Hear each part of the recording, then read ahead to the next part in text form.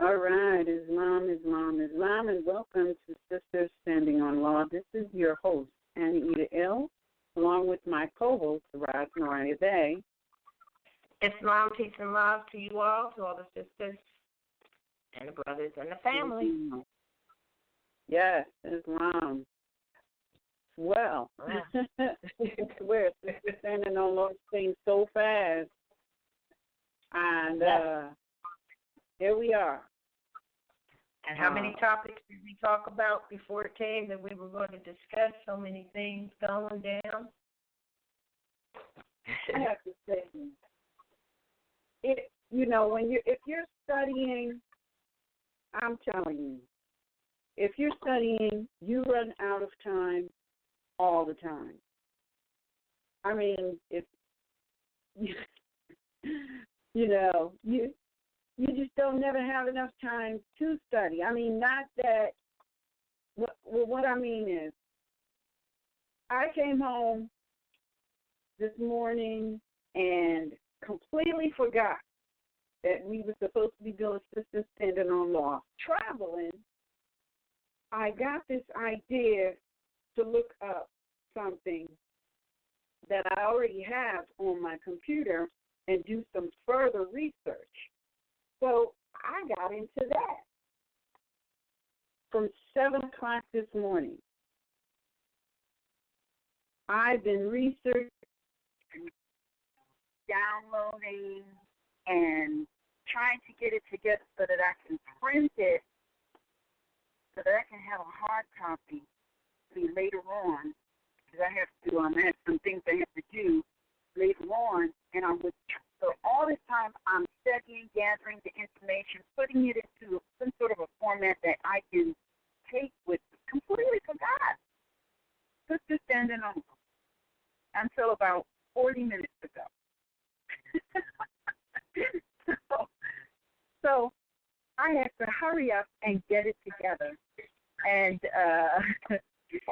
get everything in place so that we can do this Sister Standing on Law broadcast as scheduled. And, I'm just, never have enough time to do all of the studying. When I guess that's why it's called studying, because you never finish. Once you start, you just never finish. That's just the way it is. So,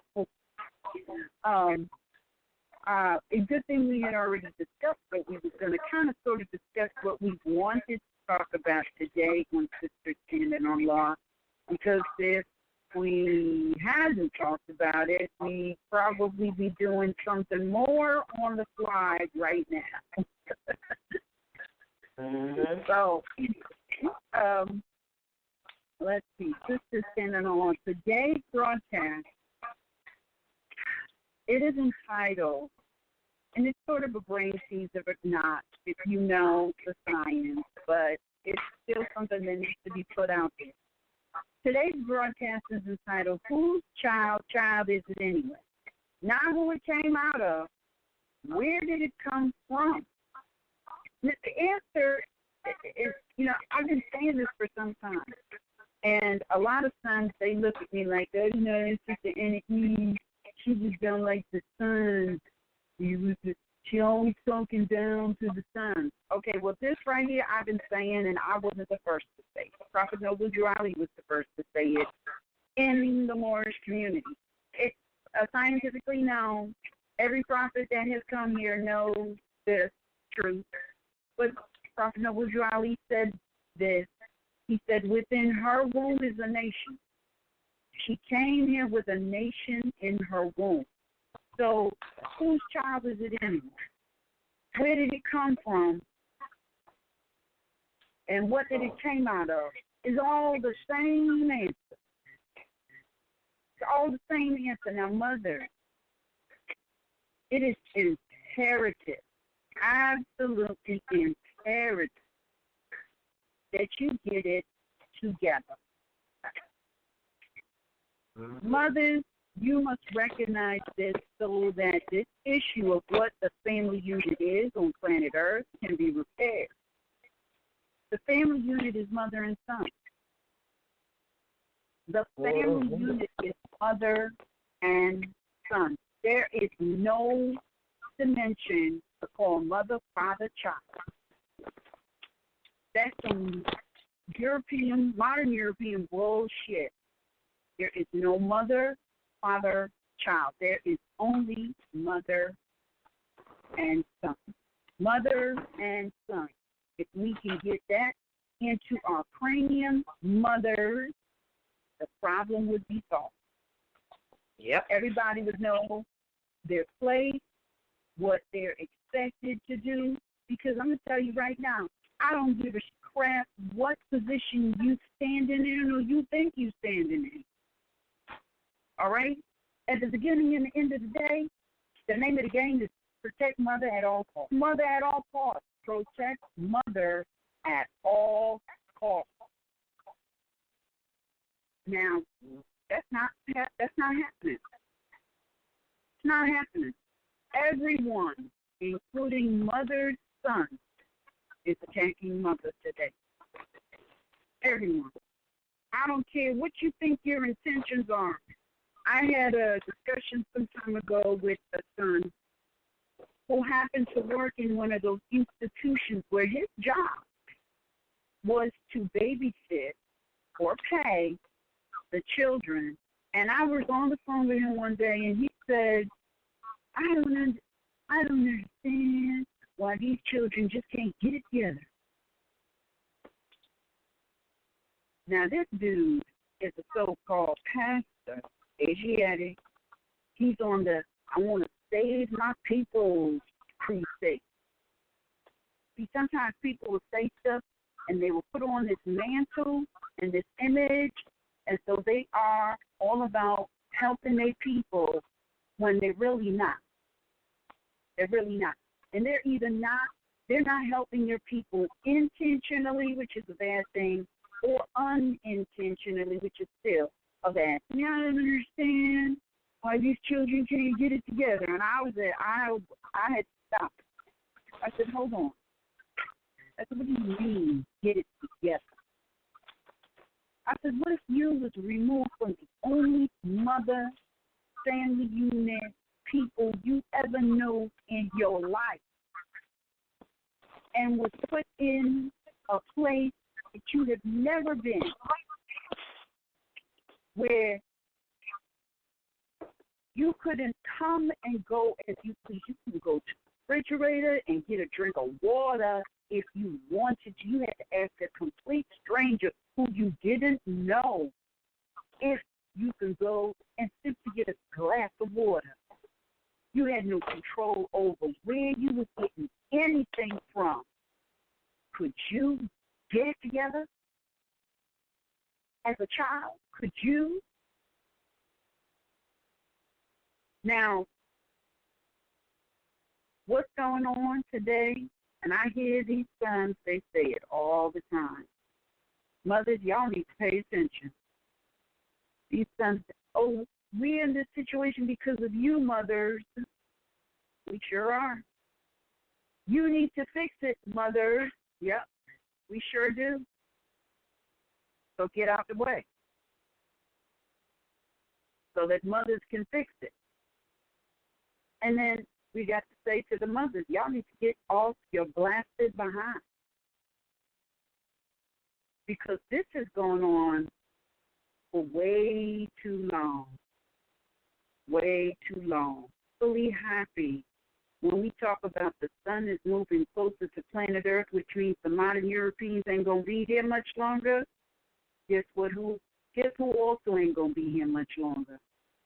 Every single body who ain't working on themselves and doing what they came here to do, which is overcome whatever has been put in front of you.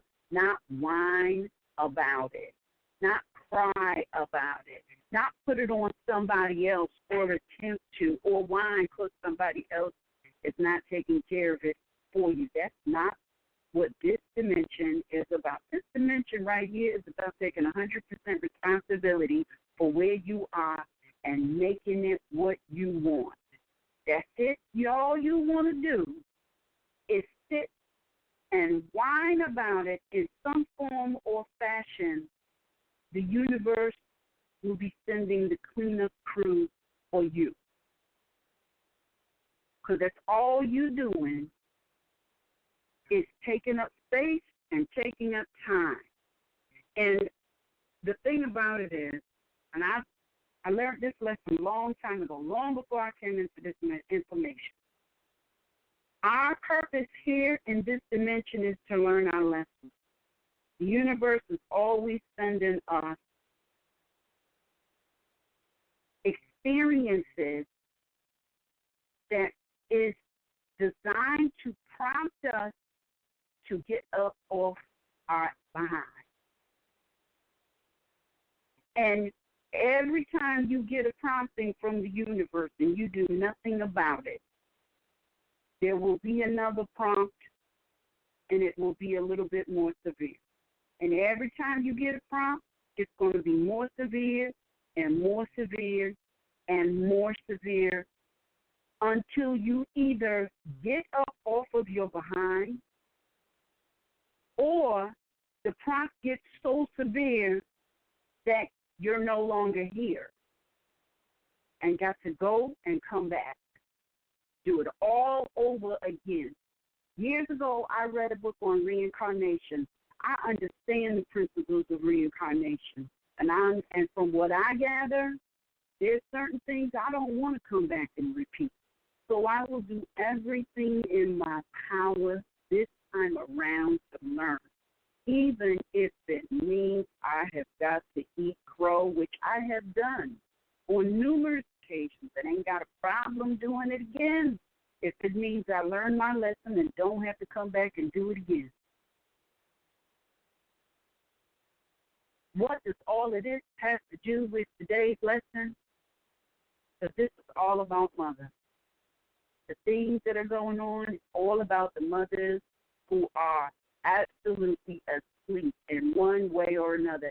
Everything that we're going through, the fact that we're still fighting right to travel, the fact that the babies are being snatched from us, the fact that the babies are being snatched from us today, straight out of the delivery room by a son, is because we as mothers of the universe have done nothing. We have coddled instead of whooping from behind, because the first and the last order of the day is to protect mother, which is to protect the family at all costs. Protect mother at all costs. That's the lesson. And two-way lesson. Because the mother needs to do what she has to do, and she will.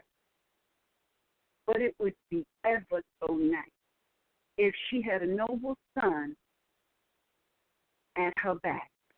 Not a noble son trying to walk in front of her and block her and do what he can't do that she has to do. No, because I'm going to tell you, the universe is moving people out of the way who are standing or sitting in a position they ain't got no business. We ain't got to do nothing. We can keep on doing what we've been doing, which is something, but we can do so much more. We can have this thing over by tomorrow's breakfast, just like the prophet said. But that's going to require us coming together. Mothers, sons, if nothing, mothers. Because the mothers are the ones that's going to be bringing these babies in. And if you are here by yourself, still am. Every time I went to the hospital to have a baby, I was by myself. Figuratively speaking. But I had all the strength and power of the universe with me, so I really wasn't. We all have all the strength and power of the universe with us. And it is so absolutely up to mothers, children, for the sake of the next generation, for the sake of planet Earth. It's your obligation because you're the heir. You are. Can't run away from this. much as you might want to try. Sisters, you can't run away from the obligation of having mother's back. Mothers, you can't run away from the obligation of righting the wrong you started, you created. And as long as we are running in opposite directions or sitting in opposite seats, we're never going to turn this around. Already written. So yes. what does that have to do with today's lesson? Everything. Everything. Because it is so appalling that the next phase of the experience has been put in place because mothers won't wake up. It started with her son from her, whether he was there in the capacity of a mate or a biological son. Started with her son being taken as a grown man. I'm absolutely sure that she got some promptings long before that, but she chose not to wake up. Then it started with the modern Europeans taking her baby. She still ain't wake up. Now, the son coming, plotting to take the baby from mother. Yeah. And they're being very successful because this is about destroying the Asiatic family. Yeah. And that's just a lesson. This is just an experience for her to wake up. That's all. But look at the severity of the lesson. She is in the delivery room, just spent X amount of hours bringing forth this new life, only for the son to be standing outside the delivery room, to take the baby and disappear. And the modern Europeans are giving him her vast estate, meaning they're giving him the apartment. They're giving him the unlimited food and finance that he needs to sustain his life. And then they're going after the mother. They're serving her in the delivery room with papers. Talking about she's no longer the parent of the baby. And now she got to pay him child support. Oh. I can see that this is going to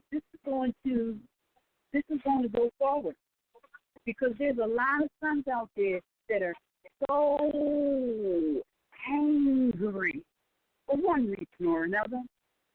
But they're so angry about this whole child support bullcrap that has been put on them. It is now in turnaround form. Yep. That was planned out. Pigs and flat.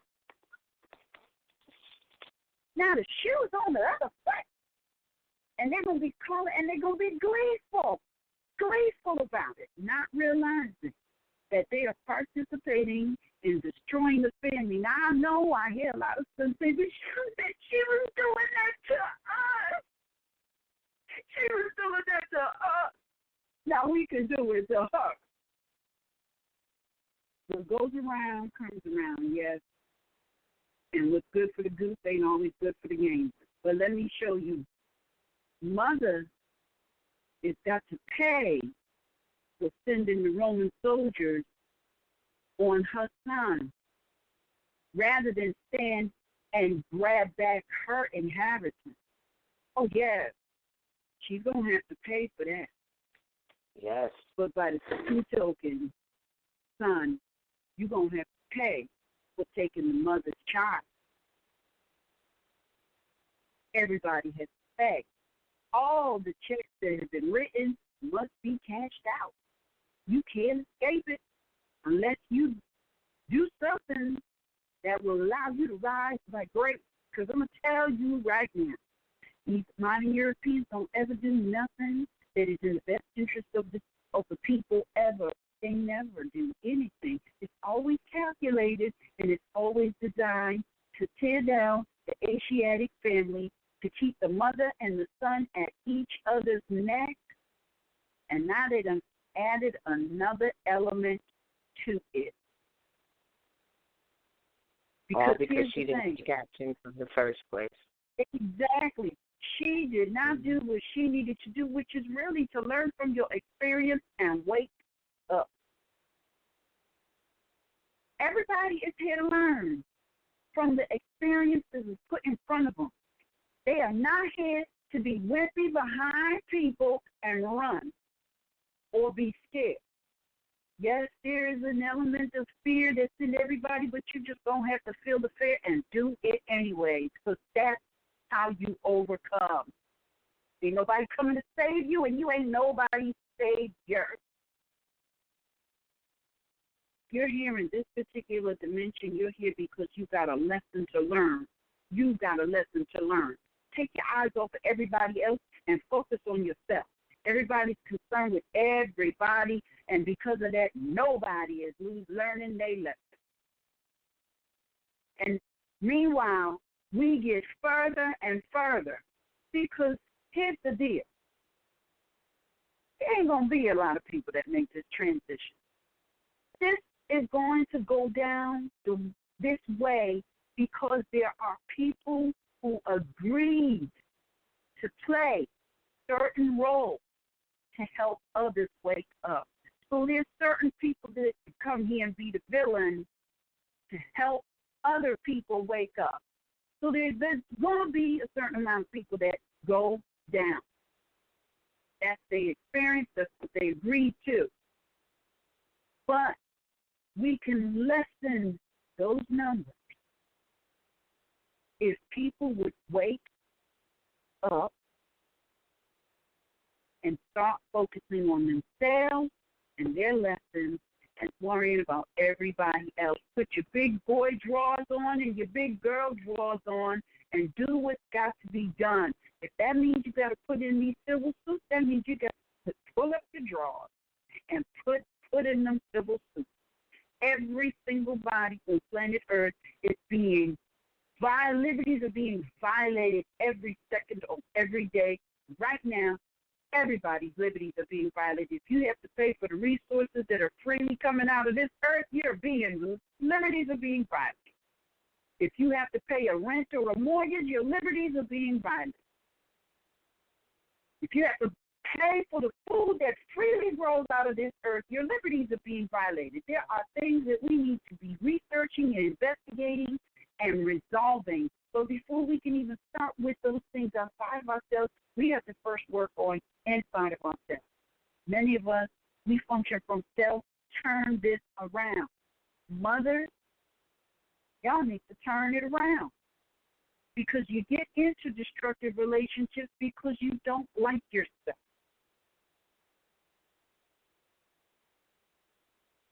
Many of us get into relationships because we don't even know how to court. We have eliminated the art of courtship, which means get to know somebody for a year. Check them out. Spend some time with them. Talk on the party day to make sure all proprieties is met. Because the mother, her virtue is supposed to be secure at all times. All right? So we need to take on the art of courtship, because if we did, we would not be in many of the situations wherein now we would decide, I think this should just continue to be a friendship and let's not go any further. We'd have more friends rather than more enemies.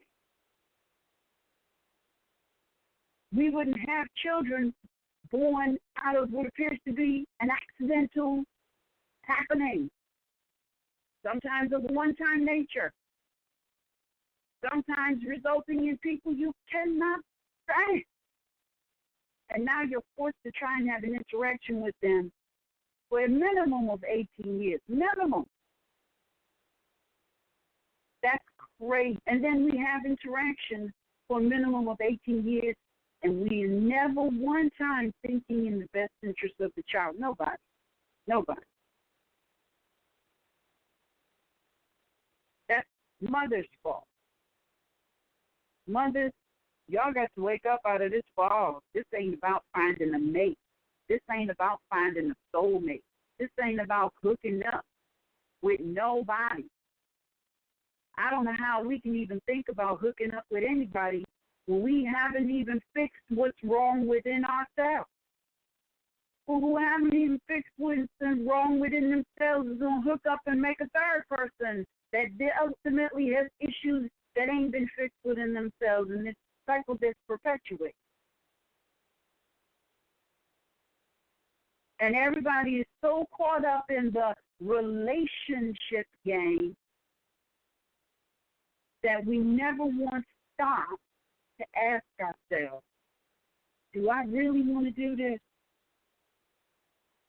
Why am I doing this? It's in my best interest. We talk about a lot of things on this Moorish Heritage and History platform. All of the things that we talk about is designed for people to look at themselves. Look at yourself, because I came here to free you from your mental enslavement.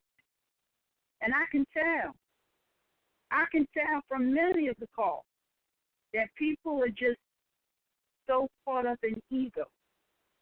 They're doing things for attention rather than doing things to find themselves. Because when you're doing things to find yourself, it's a humbling experience. When you start looking at yourself and you see all the crap that is in you, there's a lot of crap in all of us. It's humbling. You don't want to talk anymore. You just want to be quiet and work on yourself. If you are talking, you cannot be focusing on yourself. You can't be fixing what needs to be fixed or focused on within you. You don't even know what your lesson is. If you don't know what your lesson is, then you're bound to get caught up in the foolishness that modern Europeans put out there as bait to distract you.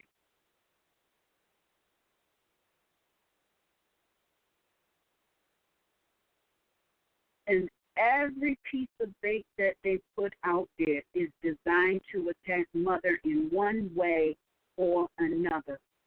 Question we all need to ask ourselves is, are we going to participate or not? Are we going to be part of the problem, or are we going to be part of the solution? Are we going to throw darts at mother and pin her to the wall indefinitely? Or are we going to not just stop throwing darts, but pull them out of her and walk away? Let her figure it out. Throw a dart at mother, you throwing a dart at yourself, because you came out of a mother. Every last one of us came out of a mother. So if we're throwing darts at a mother, we are throwing darts at ourselves. We have to remember the name of the game is protect mother at all costs. Protect mother at all costs. If there is no mother, there is no future. They have it so twisted around, it's ridiculous and overwhelming at the same time. Because the turnaround, they have us working in reverse. It's everywhere. And we participate in it every day. Yet we're supposed to be Moors. And if you're a Moor, that means you're a Moorish scientist. You're supposed to be seeing things and learning things and doing things based on signs and symbols. You would know these signs and symbols if you're studying.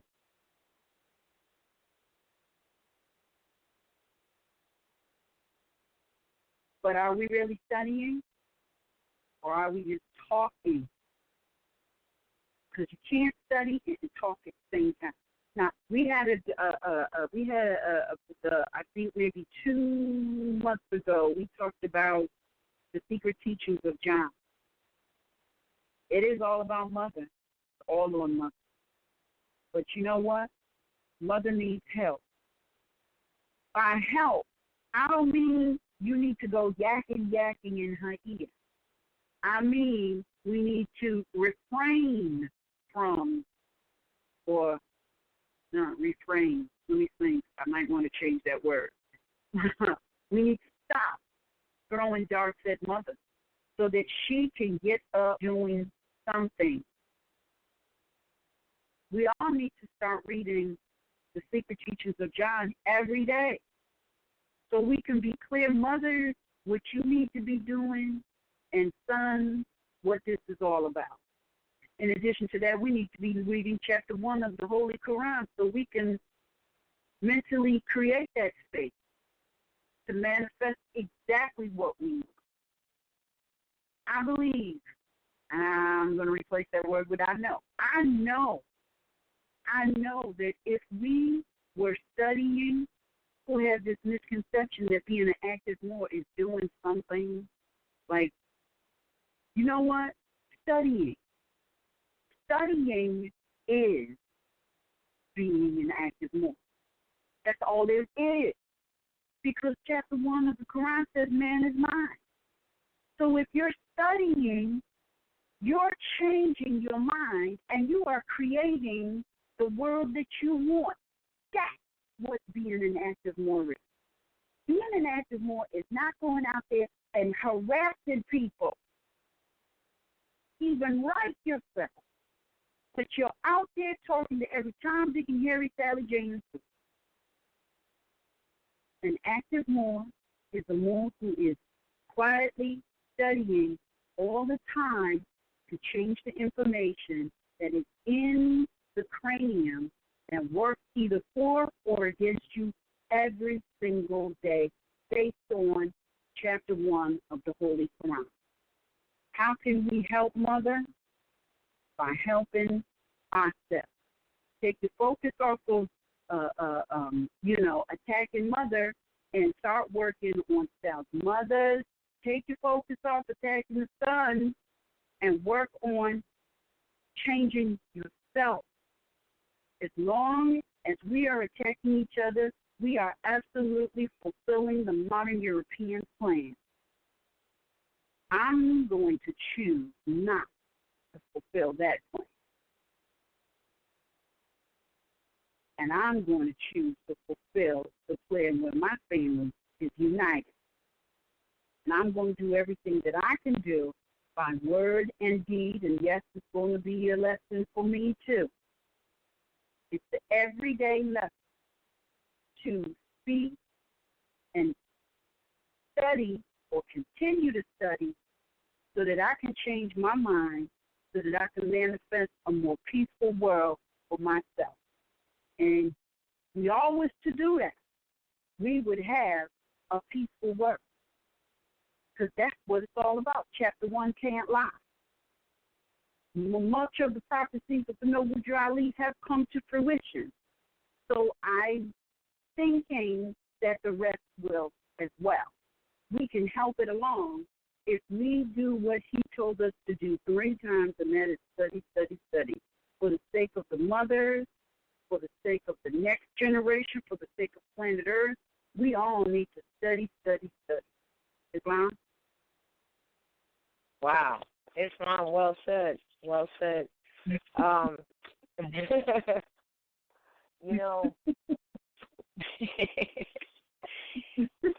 You and I had a loving debate earlier, right? Because we're sisters in the spirit. And sometimes we get a little weary, right? But my mind is not, no, well, before I share that, capping up what you're saying, when you said, and it is true, that the nation is in her womb.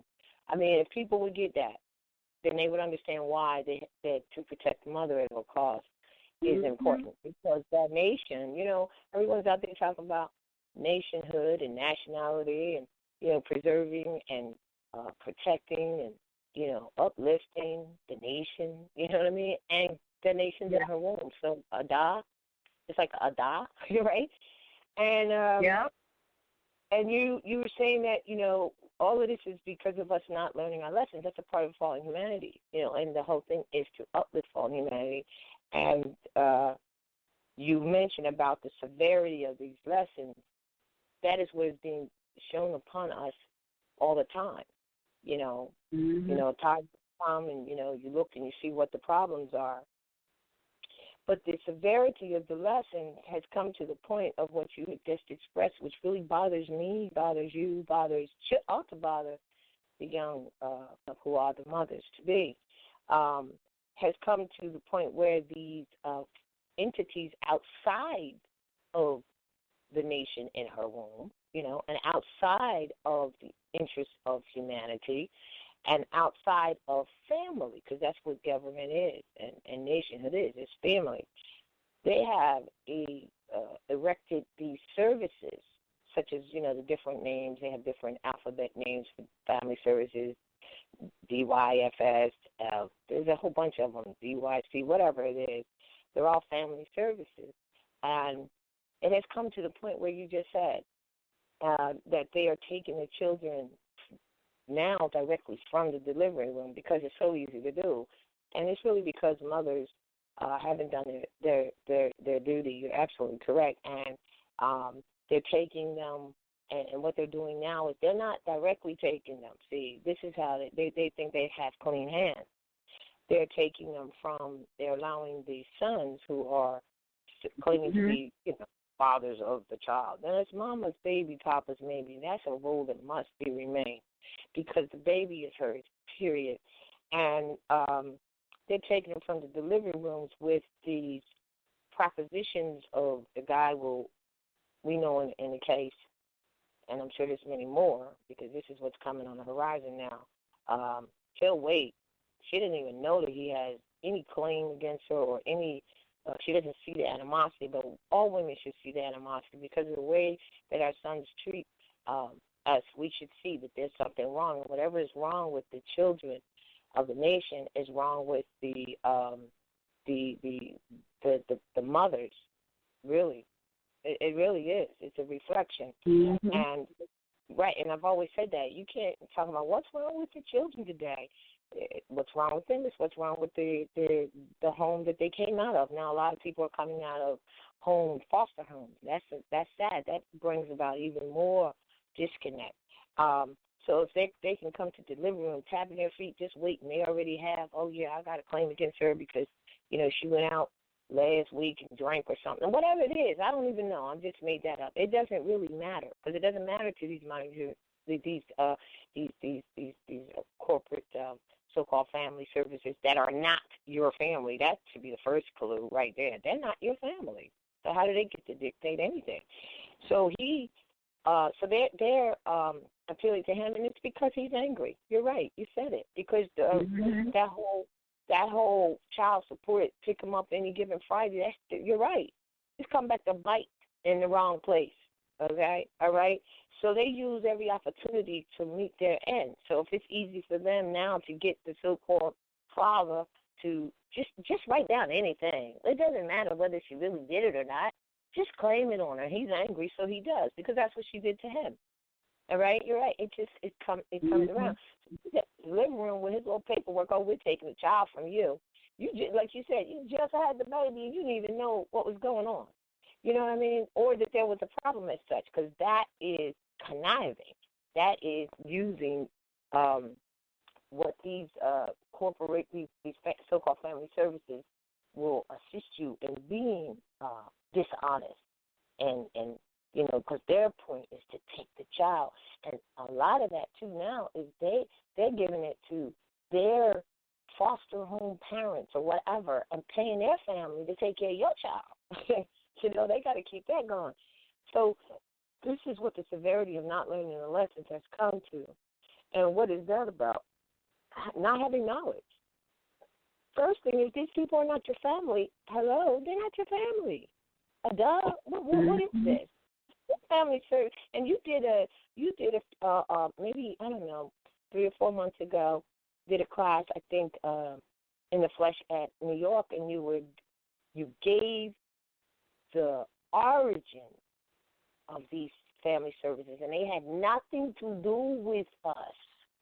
Remember that? That's right. Yeah. It had to do with saving their own baby. It had nothing to do with it. So the psyche of, having mothers back, where the nation is, protecting the nation, it's been really destroyed. So like now, we had, as I said earlier, we had a conversation, and I'm thinking in my mind, like, wait a minute, if there's a bunch, my answer is, I'm saying, look, we got to have institutions of learning for our families. We all know that. We're doing the best we can with the media that we have, but I see in the future it's got to be institutions. Now, why am I saying this? Because I'm saying it because 2-3 generations back, and I'm just being liberal with that, but at least that, you've got a bunch of daughters who didn't have their mother. Back to mama again. And that may have started because mama went out and was on drugs in the street or whatever. And now it's like she doesn't even have to be doing that. You don't have to be doing anything. They want your baby. They always did. You see what I'm saying? So they set up this situation. But these are daughters who don't have mothers, and I was saying how they're not learning any of the things that taught, handed down from generation to generation, what we call old wives' tales. What about some of the chores that are natural to the home? These future mothers, these daughters right now, they're not getting any of that, because the mothers have passed form that would have passed that down. Like that's how it goes. It gets passed down from mother to daughter, sister to mother. And then she has a child, and she's the mother, and she hands it down to her daughter, sister, the mother again, and that's the cycle.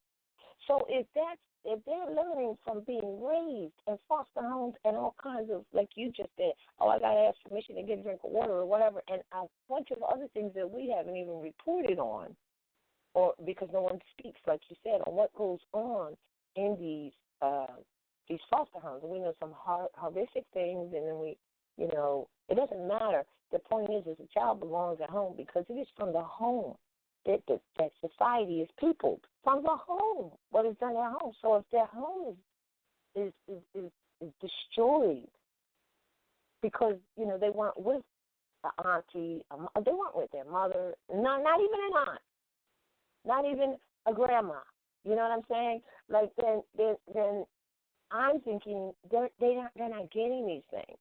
And so it all becomes artificial. They become what we know is true, a bunch of daughters who are results of the family services system. They're baby makers. They're baby makers. They're already under that jurisdiction, and I'm going to use that word loosely because they can, like you said, they can get out of it overnight if they really knew, But exactly, if they really knew. It's about a lack of knowledge. But at the same time, so these daughters are coming out of foster homes without any family cultural attachment or, like I said, anything passed down. So they're like robots, artificials, and and that's why in the Matrix you saw them just pumping out babies and using the energy. And, forget the womb, like the artificial womb, and that's in King Alfred as well. So I'm thinking, oh my gosh, we're going to have generations of mothers who are not passing down anything, except, well, they kind of get into the brand stuff. I'm going to put, the brand name Snickers on my 3-month-old and all that crazy stuff, but they're not passing down anything that is of family value because they didn't get it. So that was where I'm at. I'm like, well, how do you do that? And the truth is, as I thought about it, there were institutions. Hey, that's great, but that connection that mother has to the university, it can't be taught. Not really. It's there. Like you said, you went into the hospital, you were alone, but you weren't alone. You weren't. I know you weren't because you kicked out daughters. So you really in touch with the mother. You know what I mean? But, right. Yeah. So, I'm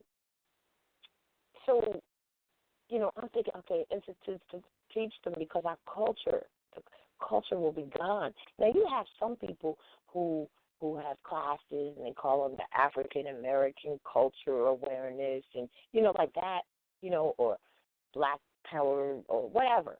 But they're missing the true essence of what family is and, what nationality. They're missing that part, and that is so important. So we could kind of put all of these things together and, we need to sit around circles, necessarily sit around circles, because what we're doing now is a circle, really.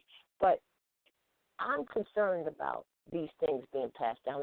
And again, if these daughters are not in or at home learning basic stuff for family principles, national principles, because that's what family is. I think people miss that nation is family. And this is why these so-called government entities, they're not, first of all, they're not your family. That's number one. Number two, it has been unveiled. Is it unveiled? Yes, unveiled, that they're not even government. They're corporations. So I'm saying, how are we going to, what we're looking at now, like I'm saying in the future, all of these mothers that come out of these foster homes, but the truth is that that's happening right now. Because it's happening right now. It's not like in the future. It's happening right now. This is the results of it. And I know the daughters have to be inside yearning, but they got to have an exorcism of all the bull crap that's been put in them before they can receive the right knowledge. And really, I think, as you mentioned, they can really tap into the universe if they really wanted to. And all of the things that I'm talking about are missing shall be returned to them. Mm-hmm. They'll find them there. But they're not searching for that because they're already fractured by these systems. So to think now that, like, for instance, someone said that the administration coming under Trump is told the family services they got to change their something. I don't know what the details of that is, but I'm waiting to find out. But I can almost guarantee that part of that is this. They're saying we're not going to take the children from them directly. We're going to use their son to do it. And I think that's what they're doing. And then you're saying, which is true, there's so much anger from the son, from the mother, because the mother is the one who really, raises the family and runs the home. The father supports it. He protects it. That's what husband is, a house binder. He binds it.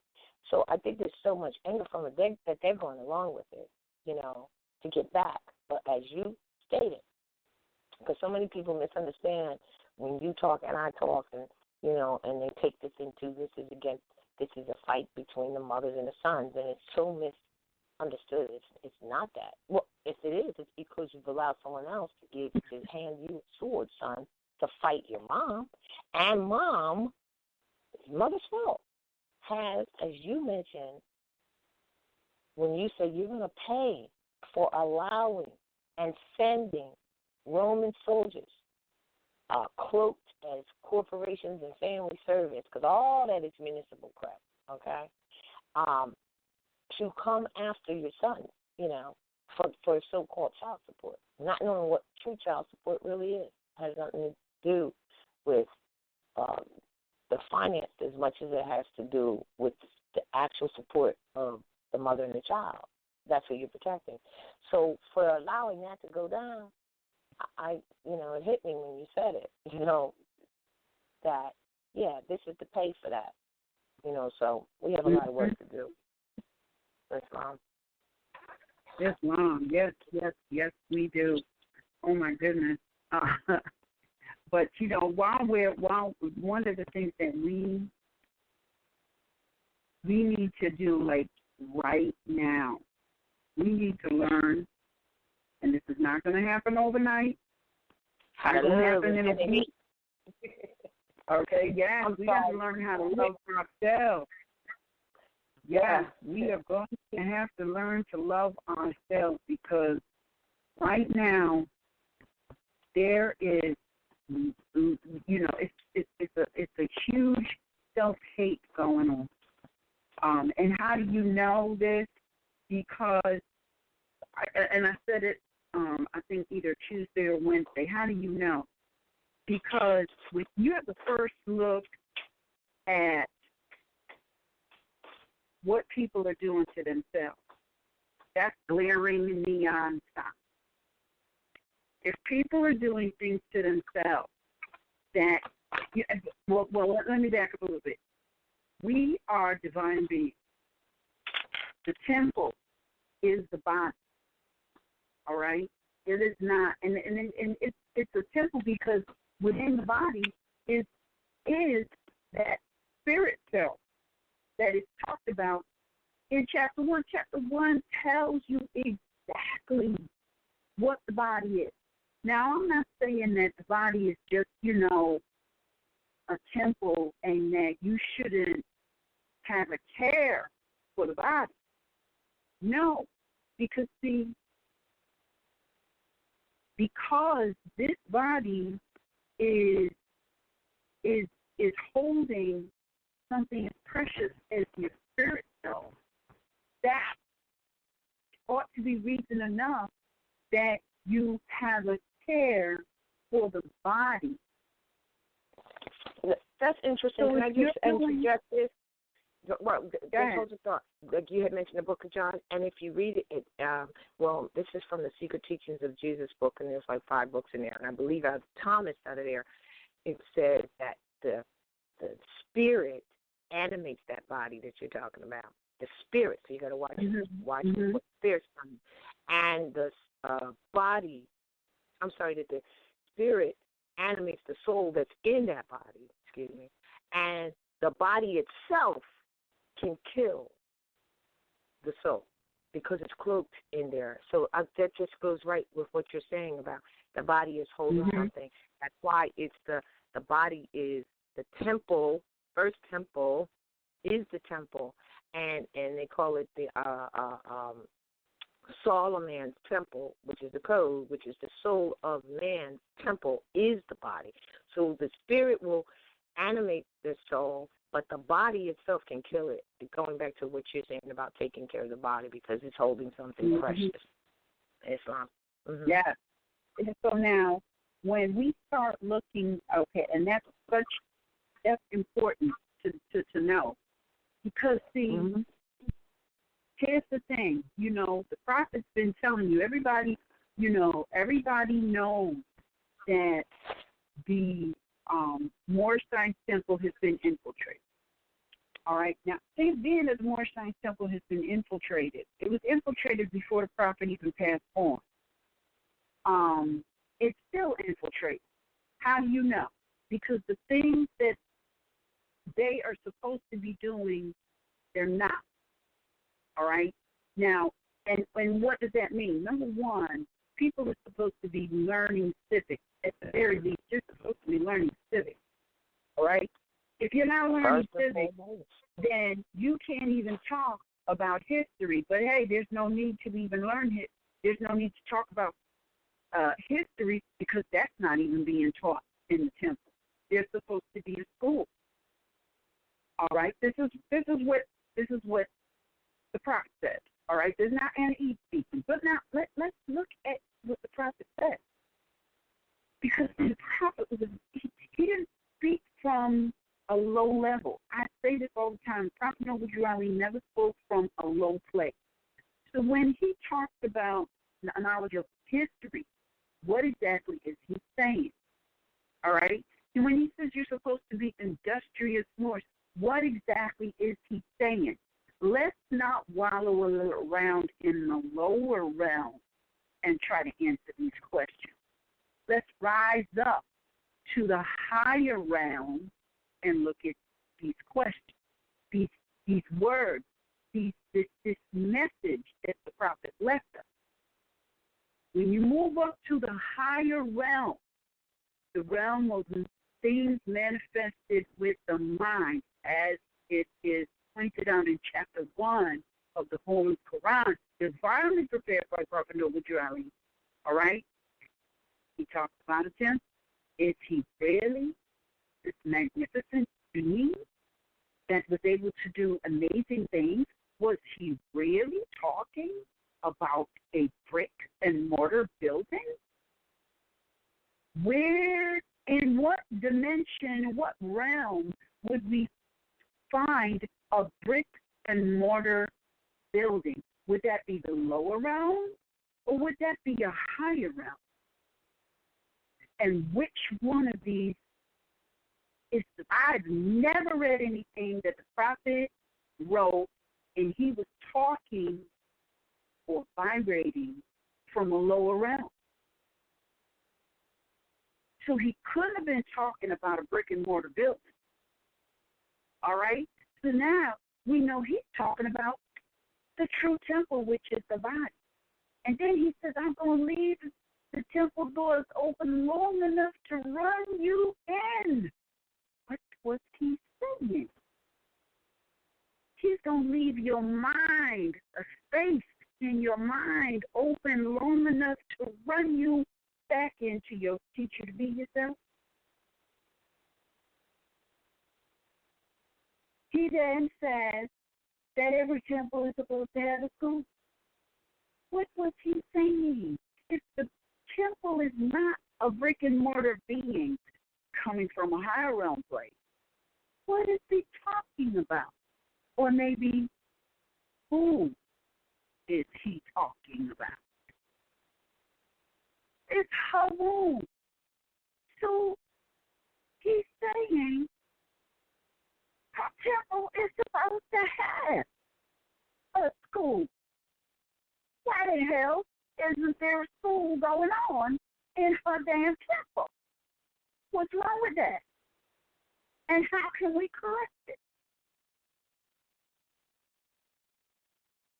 If she's got the school, if she's the temple and she's got her womb, and we all come out of her womb, we're supposed to come out of that womb knowing everything we're supposed to know, because she gave it to us before we even got here. But here is where the infiltration comes in, the reversal. Everybody knows about the reversal from the Willie Lynch letter. Everybody they can repeat the Willie Lynch letter, but have zero comprehension of what the Willie Lynch letter was even saying, and how has that been manifested in our family today. Reversal, role reversal. It's talked about in the Willie Lynch letter. The reversal is you're no longer thought as, well, your body is not the temple. No, it's a building. Reversal. You're supposed to have a school in the brick and mortar building, not her womb. Reversal. Let's go to the temple and learn how to sing Kumbaya songs, not let's get her up to speed so that her body can be the first school, and you learn everything that you're supposed to learn that you're going to need in the 9 to 10 months that you're sitting in there, sitting in class. No, let's not do that. Send you to this brick and mortar building where you can learn how to sing Kumbaya songs. Reversal.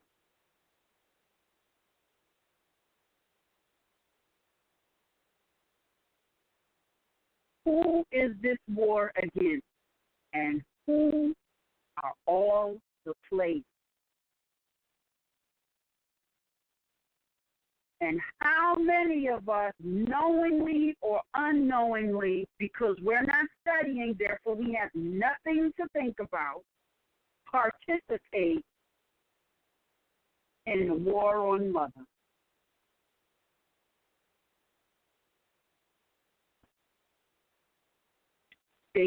It's gotten so bad that mother's participating on her own war. It's time to wake up. Mm-hmm. It's past time to wake up. And if you don't wake up, more is going to fall on you. Because it's written, right? It's written in the prophecy that if we don't wake up, the blood is going to run up to our knees. It's already running. Prisons are full of our sons. Now they're moving the babies into another prison that they call foster care by foreigners, complete strangers, not even family members. And if you're participating in this system, you ain't a family member either. So these are just things for you to think about, because it is imperative that mother wakes up. It is imperative that we start making sure that whatever we do, it is about uplifting mother.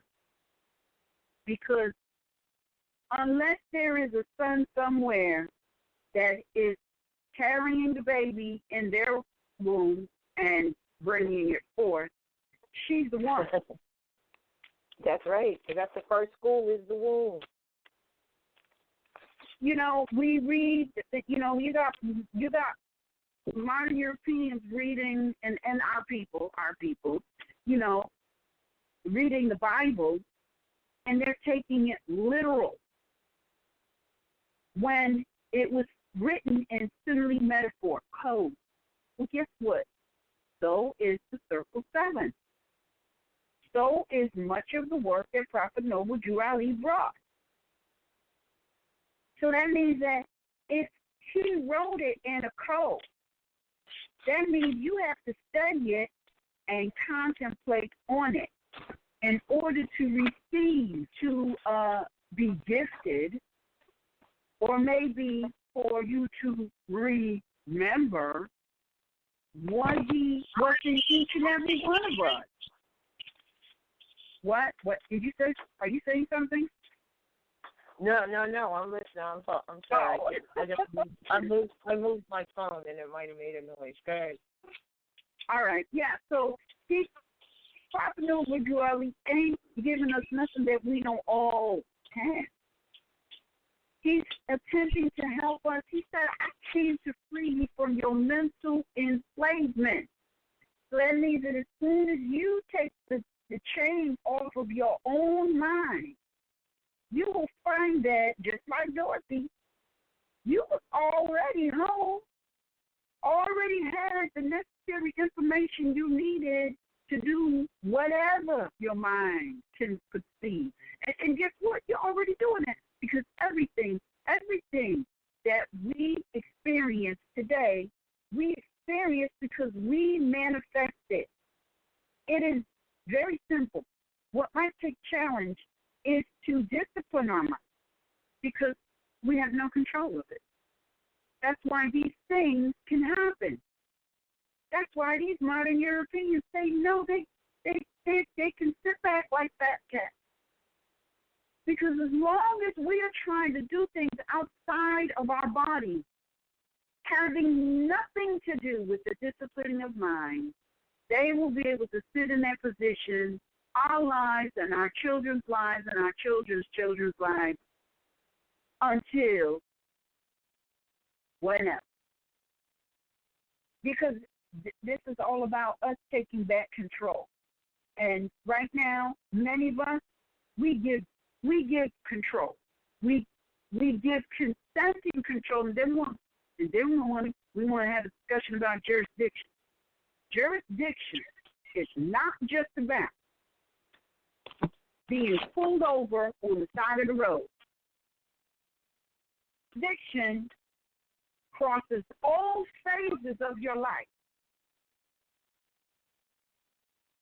If you're not speaking in the right jurisdiction, if you're not thinking in the right jurisdiction, if you're not creating in the right jurisdiction, all of that works against you. So it's not just a pullover. The only way a pullover can even materialize is if you got the wrong jurisdiction going on in your mind already. Because man is mine. These are things we need to talk about. Islam, go ahead. No. Go ahead. I'm going to read something when you're done. I'm done with that.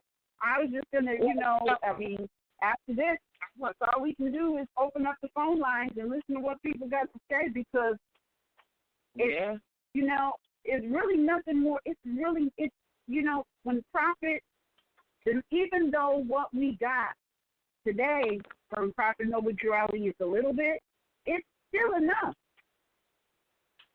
There's nothing that needed to be added to it ever. We never needed to do a class. There never needed to be a lecture. There never needed to be anybody to write nothing. He left us everything that we needed. We just need to take what he left us and do something with it. Can't be having these little continuous discussions. But you know what? And I'm not trying to, throw anybody under the bus, but discussion is one thing. Historically, action comes from mother. Historically, and he's speaking, historically, you go back into history, when mother has had enough and put her foot down, that's when something happens. So, and you know what? I for a job. Say, hey, sister girl, you better get out there and fix it. It ain't going to get fixed unless you fix it. And you can't come back to this peaceful haven until you fix it. So, it's not even NE or Prophet Noble Drew Ali telling you. It was told way back in the Secret Book of John. You're right. Right. All right, so don't shoot the messengers, plural. Islam. It's long. It's interesting. This is a few things that you led me to out of the prophet's work to uphold what you're saying, or to affirm. Excuse me. However, I'd rather than saying for us to take back control, I like the choice of words of which the prophet himself used. He said, taking your place amongst the affairs of man. And that automatically puts you back into the seat of your family, your nation, your duty and in that. So taking our place amongst the affairs of man is really what we need to be doing. And like you said, it has nothing to do with, the stop on the street. All of that would be taken care of because your mind would be in the correct jurisdiction, which means right words. Right words. And a lot of people are just not in the right words at all, which means they're in the wrong jurisdiction because first there was the word. All of this stuff is serious. But the other thing, too, and when you were saying, having people seeking this information and trying to figure out how to gain it and, maybe becoming frustrated. Well, it's study. Yes, it is. And out of chapter 4, I'm not going to read this whole thing, but it's just one part that really hit me. And this is chapter 4 from the Secret Teachings of the Brotherhood of the East, which in the circles they call it the Red Book. But it's actually called The Mysteries of the Silent Brotherhood of the East. And it says in it where Yahshua was talking to them and, sharing information like many people do today. And the rabbi said to him, your words are seasoned with the salt of wisdom that is from above. Who is the teacher who has opened up this truth to you? Well, that's what Yahshua's answer was. And you really need to receive it. He said, I don't know any teacher that has opened up this truth for me. It seems to me that truth was never shut. It was always open. For truth is one, and it is everywhere. Now you go into Brother C.M. Bay, who said the truth does not change or pass away, right?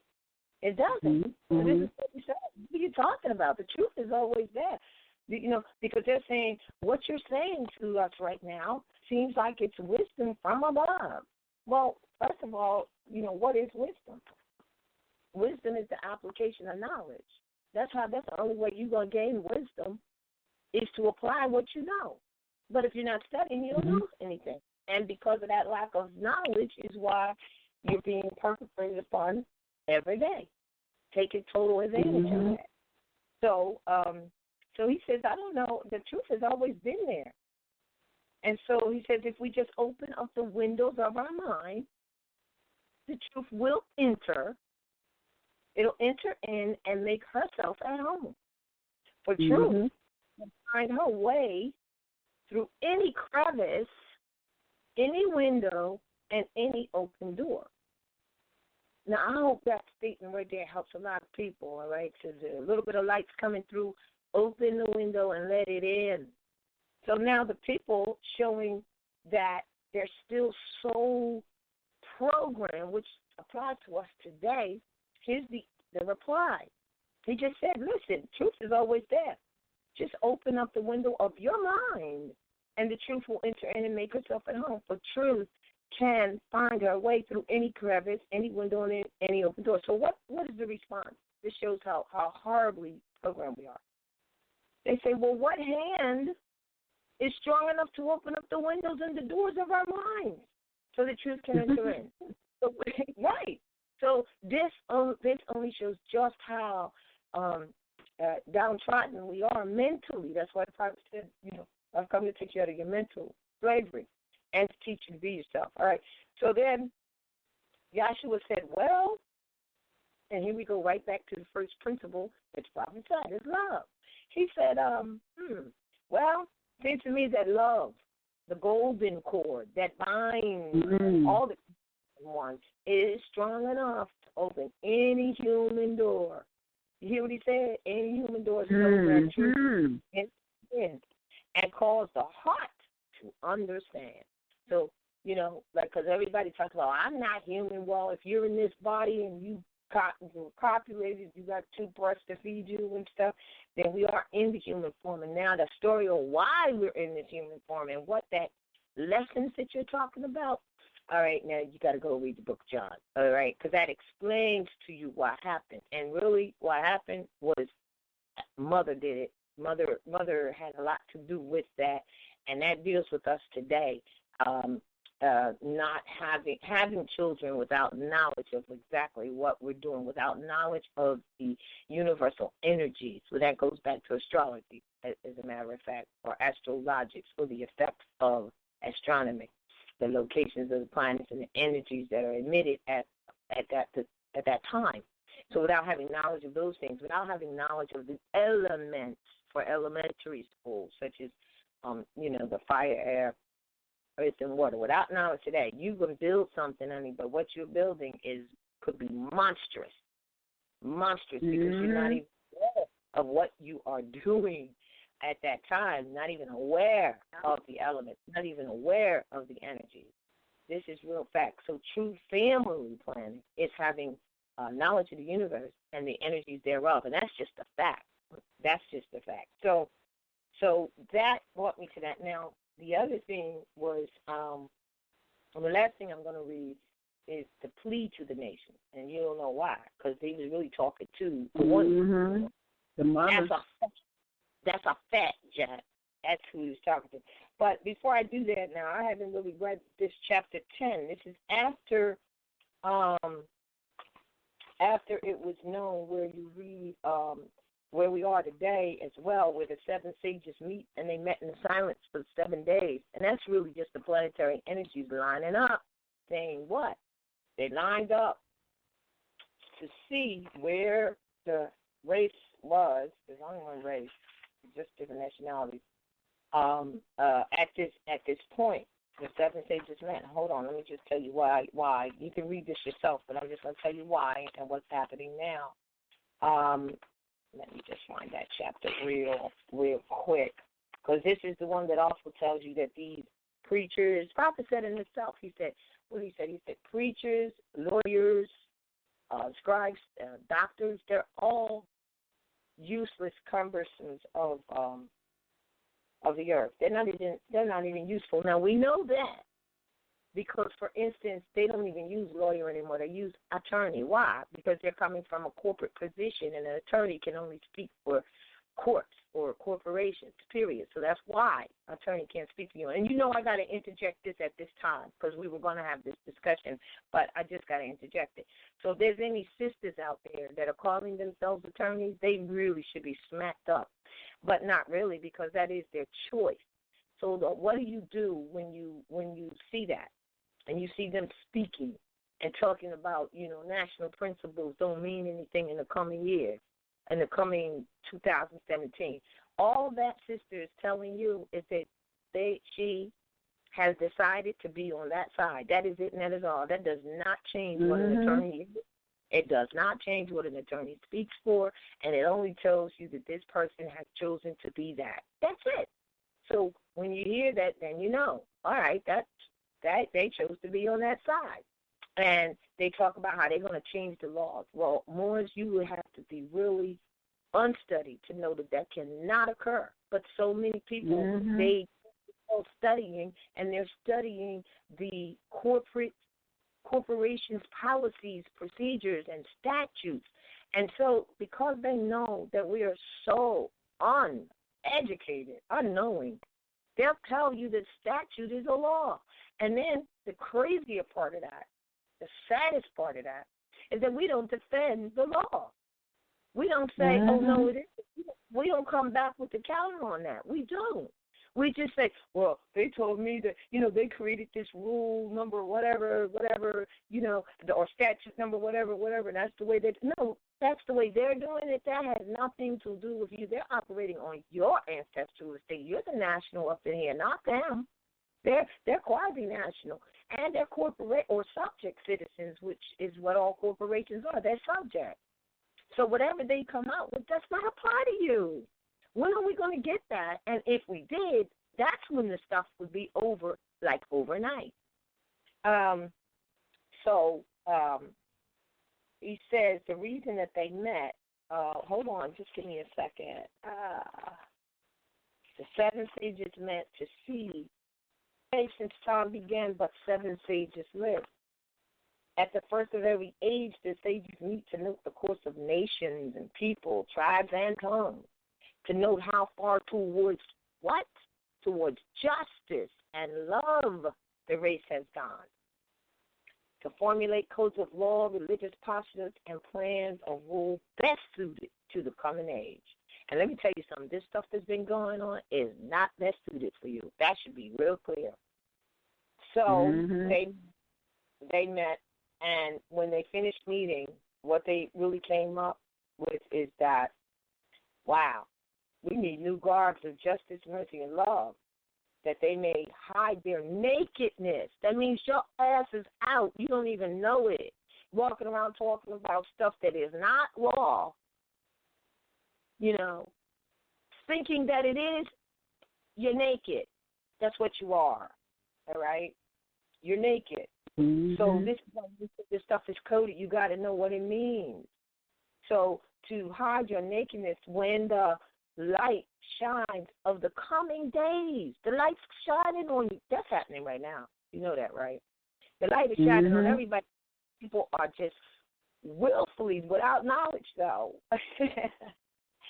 exposing their ugly heads and just how naked they are. Especially with all the stuff going on, it's stupid, the idiotic things that have nothing to do with nationhood or law, and they're perpetrating it upon their own people and slandering their own people and all that. All they're doing is exposing their heads so that the scimitar can come back and cut it off because it's coming back. If you swing a scimitar or a sword or anything, you swing it one way, it may take some time, but that sucker's coming back. I'm trying to explain that. That's right. And guess what time it is? It's coming back. So this is why you see this, what appears to be a rapid exposure of things that are opposite of love, of hate, slander, jealousy, all that stuff. You see it because they need to expose themselves now, and they are, even though they don't know it, because the scimitars coming back to cut them off. So fret not, right. Stay steadfast on your path. We got to convince ourselves of that often too, because it gets kind of hard, but you got to do it. And you read these things, and it actually enforces you. Spirit, it speaks to your spirit, so it enforces you to stay on that path. So that's what's happening now. Now, once they finish, this would be what I'm reading on that is chapter 8. But once they finished their meeting and convening and, seeing what's going down, it said this. Okay, here's the answer. The priesthood can't be reformed. So all you people who are thinking you're so religious, and especially Moors who think they're Christians, because that, you got to know the origins of that, the true origins of that, before you become devoted or devoted to it. So it says the priesthood, it just simply can't be reformed. Already dead. That's why so many people out here, rebuking religion, rebuking the Bible, rebuking all of this stuff, because they have no knowledge of what it actually is. So this is because it's dead. It's already dead. And its greatest needs are graves and funeral chants. So they came up with the conclusion, which is correct in these days and times. It says the new age calls for what? For liberty. Now, just like the other day, when you look up liberty, don't go look up liberties and don't go look up this and that. Look up liberty so you can recognize how vast it is. The kind right, because see, you've got the usage of something, you've got what something actually is, and then you have the so-called common usage of it. That goes back to what mother really is and how people are commonly abusing that, but they're still mother, right? So, New Age calls for liberty, the kind that makes, now I want you to listen carefully and make sure you get this, the kind that makes each man a priest, enables him to go alone and lay his offering. Okay, what does that say? That means stop looking for somebody to do stuff for you. You have to know this. That's why when the prophet even started his old Canaanite and Moorish Holy Temple of Science, which then is Moorish Science Temple, all of them were based on civics. Because you are, which is law, you are the law manifest. So, you know what, since you didn't get that, the New Age calls for liberty. Everybody wants their liberty but don't understand why they don't have it, because they have no knowledge. They have not, they don't even know what it is.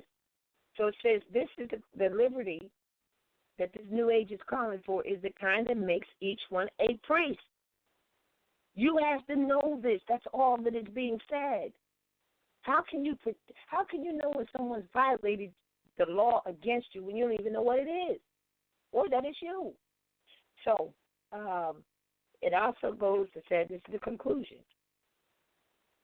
People do good for fear to do wrong. So fear is in you.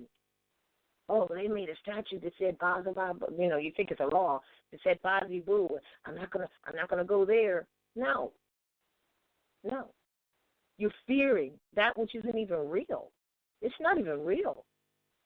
So he says, and this is the greatest one, because the lessons in the 101 tells you exactly, let's get real here, who the devil is. It's just a reflection of your lower self. You don't know what your lower self is? Get your chart done.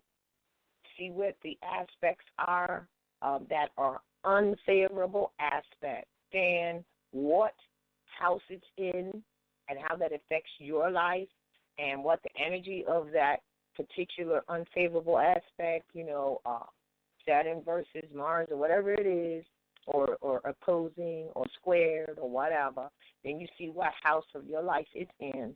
And then you look at all of the unfavorable aspects of your chart and you will find your lower self.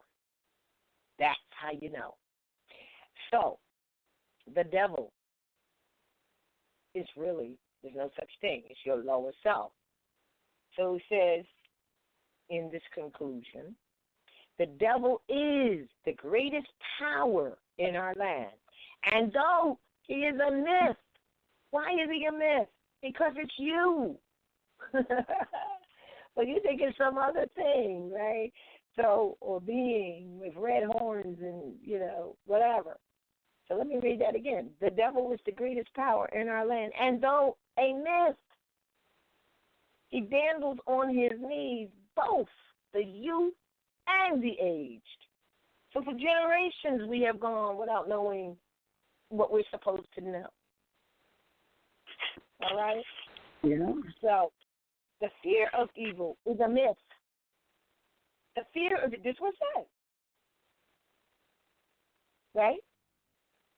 Oh, well, hold on. It says the devil is a myth. The devil is a myth, dazzling on his knees both the young and the aged. The land is dark, and evil prospers in the dark. So you're in the dark. Windows. Open up the crevices of your mind so the light of truth can make herself at home. Because this lower self-activity prospers in the dark. That's what this saying. That's what this stanza 21 is saying from chapter 8. The evil prospers in the dark. Because you're dark, because your mind is dark, because we haven't opened up to the light of truth. Everybody said, oh, the truth is the light, the truth is the light, it'll set you free. You daggone right. So open up your mind so that you can have that light come in of truth. And she can sit down, right, and make herself at home. Oh, well, we don't know how to open it up. Well, the key is love. Everything you need to know, everything we need to know is already here. It's already been written, whether it was written anciently and the prophet brought it back to us in a small instruction booklet called the Circle 7, Holy Quran, divinely prepared by him. Every aspect of your life and all the problems you're experiencing today, you will find the answers. Read it and read it with the spirit. It'll talk to your spirit and it'll give you the answer. But you have to have temperance and patience and get rid of any of this jealousy and revenge crap. But at any rate, moving along and completing this, it says fear. Remember, you're fearing something. Fear is false evidence that appears to be real. So you're fearing the devil, so-called, quote-unquote devil, which means you're fearing yourself because the devil is your lower self. Mm-hmm. Whoa. This is definitely about man, know thyself, no doubt. So then it says, fear rides on every passing breeze, and it lurks in every form of life. So this is what's happening to us, but it's time to make priests of yourself. You're going to have to really know yourself, as you had mentioned earlier. So, and then trying to get into relationships and bringing all your bad baggage that you don't even understand and trying to put it on the table. No, it's not going to happen. It's not, it's not going to happen like that. Even on every aspect, even on the elementary aspect of the elements themselves, water and fire. I don't know what's wrong. What do you mean? Just look at that. So then you go into this, the fear of evil. All right, so he just described what evil is and the devil. It's you, because it prospers in the dark. We have been in the dark because we have not had the truth, the light of truth. What you do with the light of truth, that will be on you, but at least let it in so you can, get these answers. It's not even in. So therefore, it's fear. So we fear ourselves, right? Really. And so it says, the fear of this evil, that's a myth. The fear of evil is a myth because it is an illusion and it is a snare. But it will live until some mighty power comes to raise the ethics to the plane of what? Light. There you go, right back to the truth again. Who's going to do that? You. Not somebody else. Starting with self. So, When this shall come to pass, the Magian land will glory in the light. Period. What you're looking for is in yourself. The answer is in you. And then I happen to run on this because this kind of goes with what you just said about these people taking advantage of our dear sons, because we love all of our children. We definitely love our sons because they really are our protectors. So if they're our protectors, what the hell are you doing calling the Roman soldiers on them? What is wrong with you? What is wrong with you? You didn't get the lesson. You don't know. But like you said, Anita is coming back on you. And here's why. Listen to this. Chapter 9, the opening address of Yeshua with the 7 sages after the 7 days of silence. And he says, Assyria is the land of doubt. Now, these are all codes, right? The chariot of my people, that in which they mostly ride, is labeled, guess what it's labeled, doubt. Doubt. Wow. Chapter 9 of the Secret Teachings of the Brotherhood of the East. Now check this out. Once Faith walked in to Babylon, and she was bright and fair, but she was clothed in such white robes that men became afraid of her. Oh, so what did they do? Every wheel began to turn. See what I'm saying? That bright light. Remember that light of truth? It sometimes when you open it, it's too much light. It's just too much because you've been in darkness too long, because you've been denying self too long, because you don't know self, and you've been looking in the lower self because the prophet told you that you have a higher and a lower self. I just told you how to find the lower self. The lower self is the devil, which is you, that you fear. Yeah. And it lurks everywhere because of our lack. So now here comes the brightness. She was clothed in such white robes that the men became afraid of her. And what did they do? Every wheel began to turn, and doubt made doubt. Remember, what did he say? Our biggest problem that we ride, that chariot we ride in, is called doubt. So doubt made war on her. Drove her from her land. Whoa. Ruth the Moabite. And then the Bible starts talking to you, right?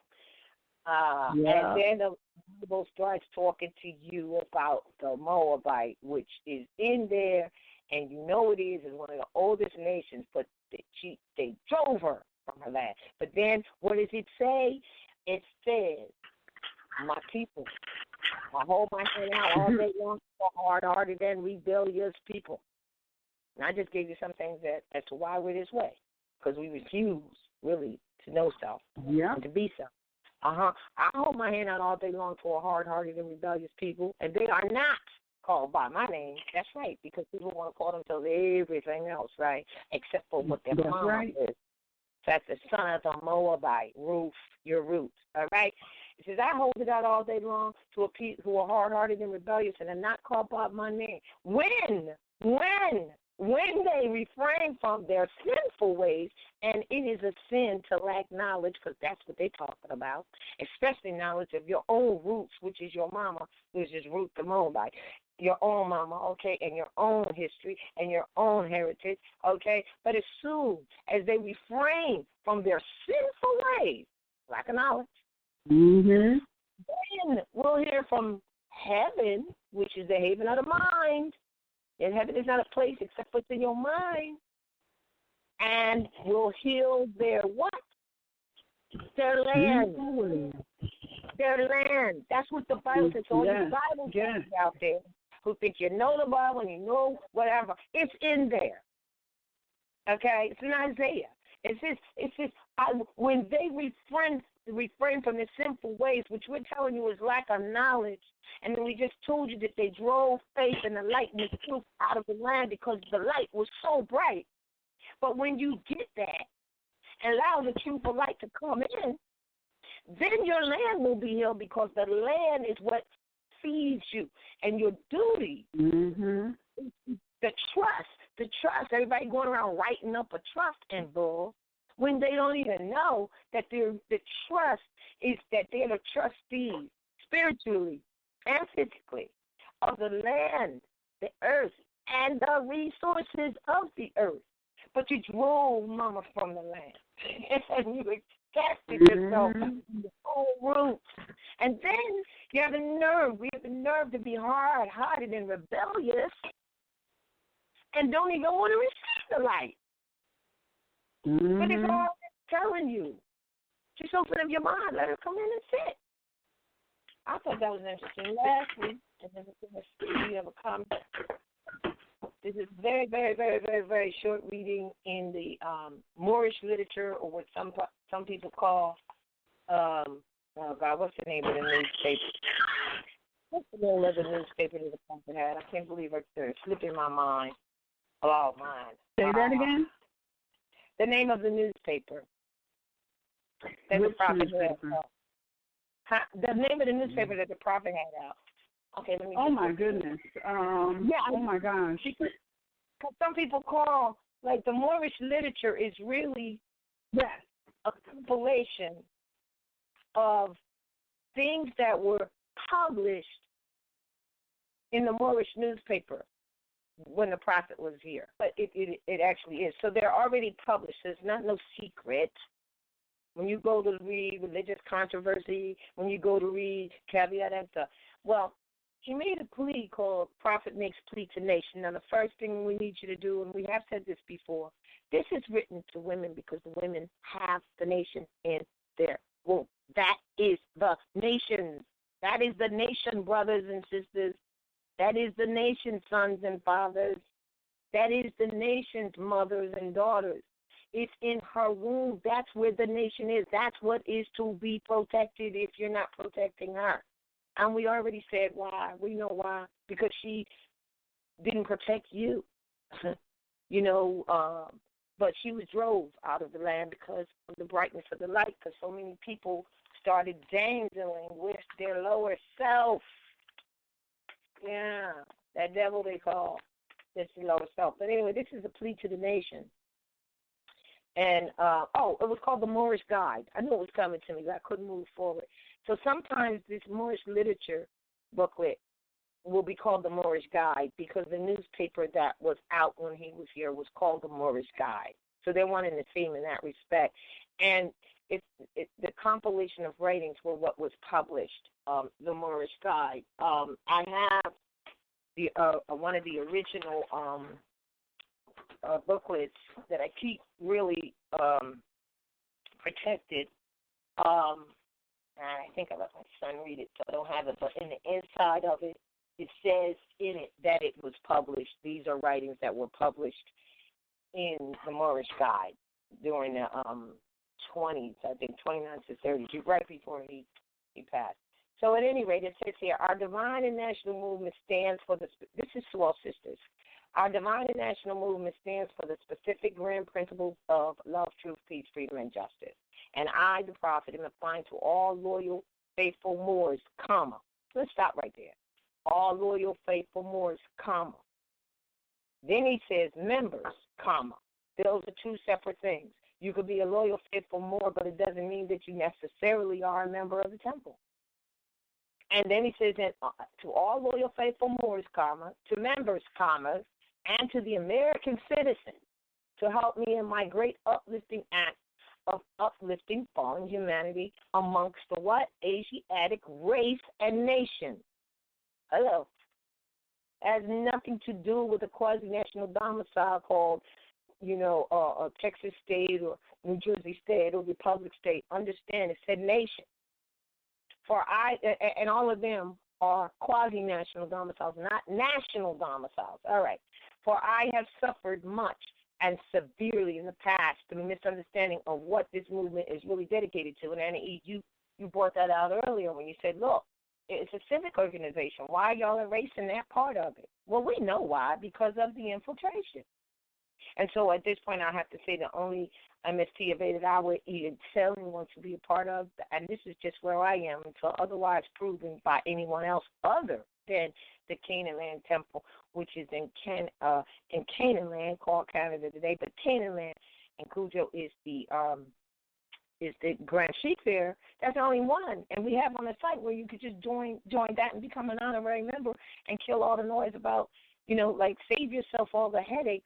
Don't save yourself that headache. You really do need to study so you can figure this out. And once you know that these corporations are not government, so therefore you cannot sign up under them and then be under their jurisdiction where they come and tell you what you can and cannot do. Anyone under those 501c, etc. like that, they can't even talk about heritage and national principles because they're not under that jurisdiction.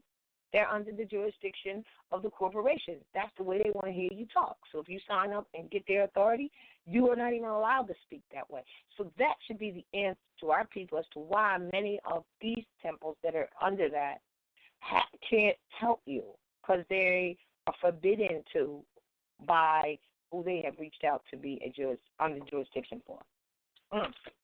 And that's becoming more and more obvious now. And the reason is because the challenge or the situation of national principles versus quasi-national and or municipal is on the table today. So therefore, send out all your soldiers that you can, including those who may be in infiltrated MSTFAs, to go against it. Send out all your soldiers, including those family members, unconscious or conscious, who are attorneys, who want to come up and rear their heads to try to talk to you about what is and what is not. Well, they're not a part of the family. That is their choice. And whether there's too much information out here for them to not know. Some people don't want to change horses in the middle of the stream. Because really you can't. You can't change a horse in the middle of the stream. The decisions that you've made are done in that respect for those people because them trying to back out of that will cause them more problems than not, I think, depending on how deeply they're rooted in it, because these Roman soldiers and these corporations, they're trying to live. And they will use you, your mama, your daddy, your dog, whoever they can, to put forth their position. And that's where it's at. So this is why you see such a height of this information and controversy happening.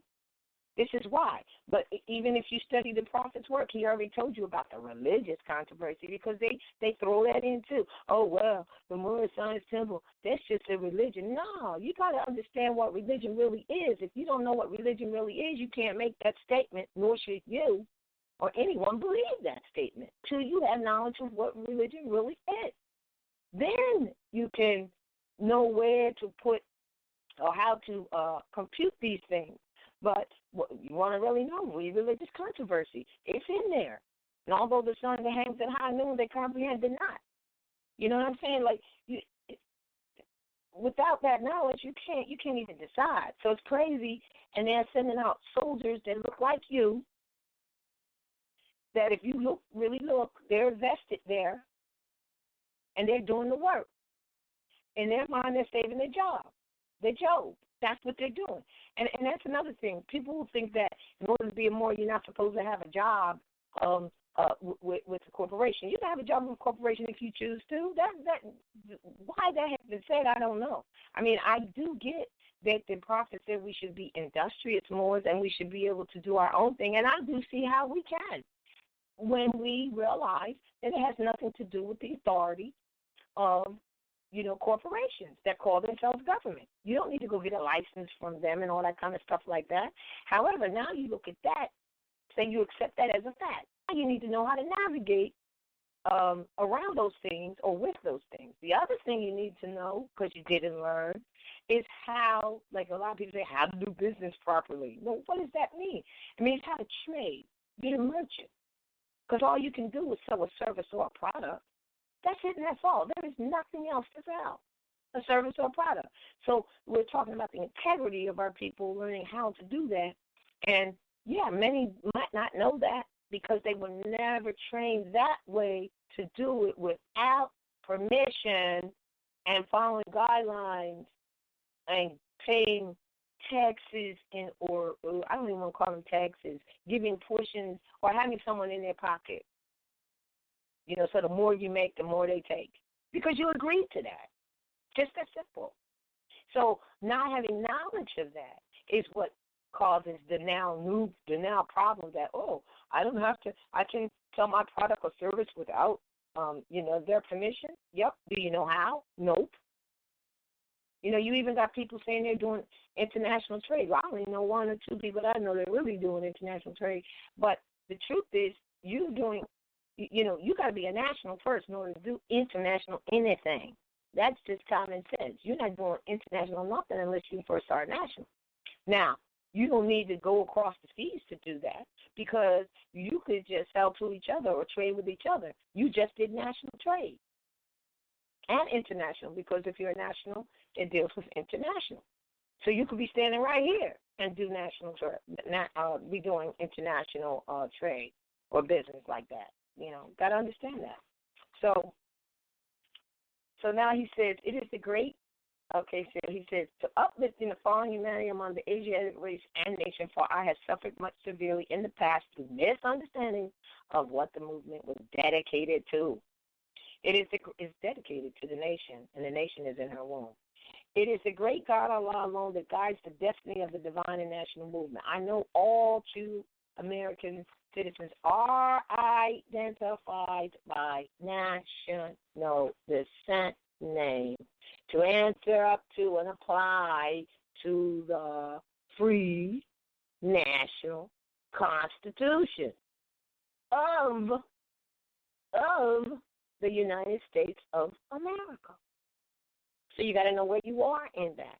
But there it is. You're not answering up to somebody's policy that they made at the municipal level. I mean, really? You got to understand this. This is why he said enforce the Constitution. He's telling you this right now, right there. Just one of the many places. But no, we're going to answer up to what a municipality said. Really, it's not even in your jurisdiction. So when he said study, just like what I'm reading here, whatever you study, you see it. It's right there. So he goes on to say, because this happened after they were trying to come after him, I guess, and he was saying that all nations, he's calling on all true nationals to help morally and financially in my great work that I'm doing to help this national government. He just identified the national government. Did he identify the municipal so-called government? So even if the municipality, even if you thought they were government, that's not a national government. But we found out they ain't even government. They're just using the term. They're a corporation. So he says, because without a free national name, without a descent flag of your forefathers, there is not a national divine title of the government in which you live.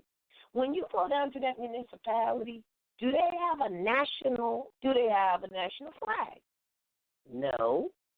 When you go to even the state level, what is their national name? Does it exist? No. Do they have a national flag? No. They have none of it. They have a state banner, not a national one. He's telling you, you have to have a national flag. Now, this doesn't mean you make one up. It already exists. But you got people out here making up flags. Oh, yeah, this is the new flag of the new Moors. It's craziness. You're just divorcing yourself from your ancient heritage and history, and that's what this is about. Because he told you, go back to the mindset of your ancient foremothers and forefathers. And do people do that? No, they want to start something new. Divorce themselves from it.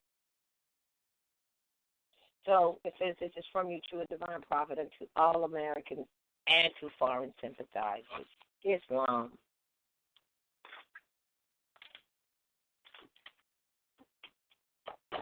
Are you there?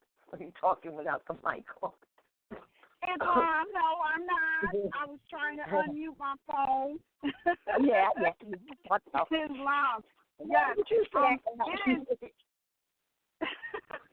Well, it is 3 o'clock, so, there was like two people with their hands up asking questions. I don't know if you want to just take those two questions and then just close out the show. Yeah. And I hope you're in the studio because you're going to have to do that now. Give me a second to be there. But are you going to open up the first one? But while I do that, No. because all right. Nope. Can't do that. So you can't do that? Nope, not for like maybe 5 minutes. Oh, all right. Well, then keep talking while I do this. So, tell me what you think about that plea to the nation, and how it, and reiterate how it applies. That it's absolutely to the women because they're the nation. Well, you know what? I'm not able to do that because I'm moving and it's going to create too much back noise. Okay. Well, hold on, I'm almost there. I'm going to get there in a second. I did not open that up. But I will. Just hold on, everybody, as they say. But I can hear you well right now. Oh, I wish I had done this earlier, but just hold on. Okay, gotcha.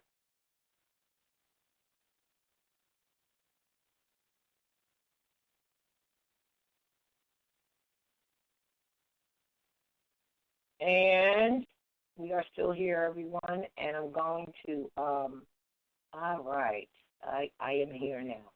Let's see, there are two hands. Let's take this one. All right, 412-969, you're on the air. Do you have a question or a comment?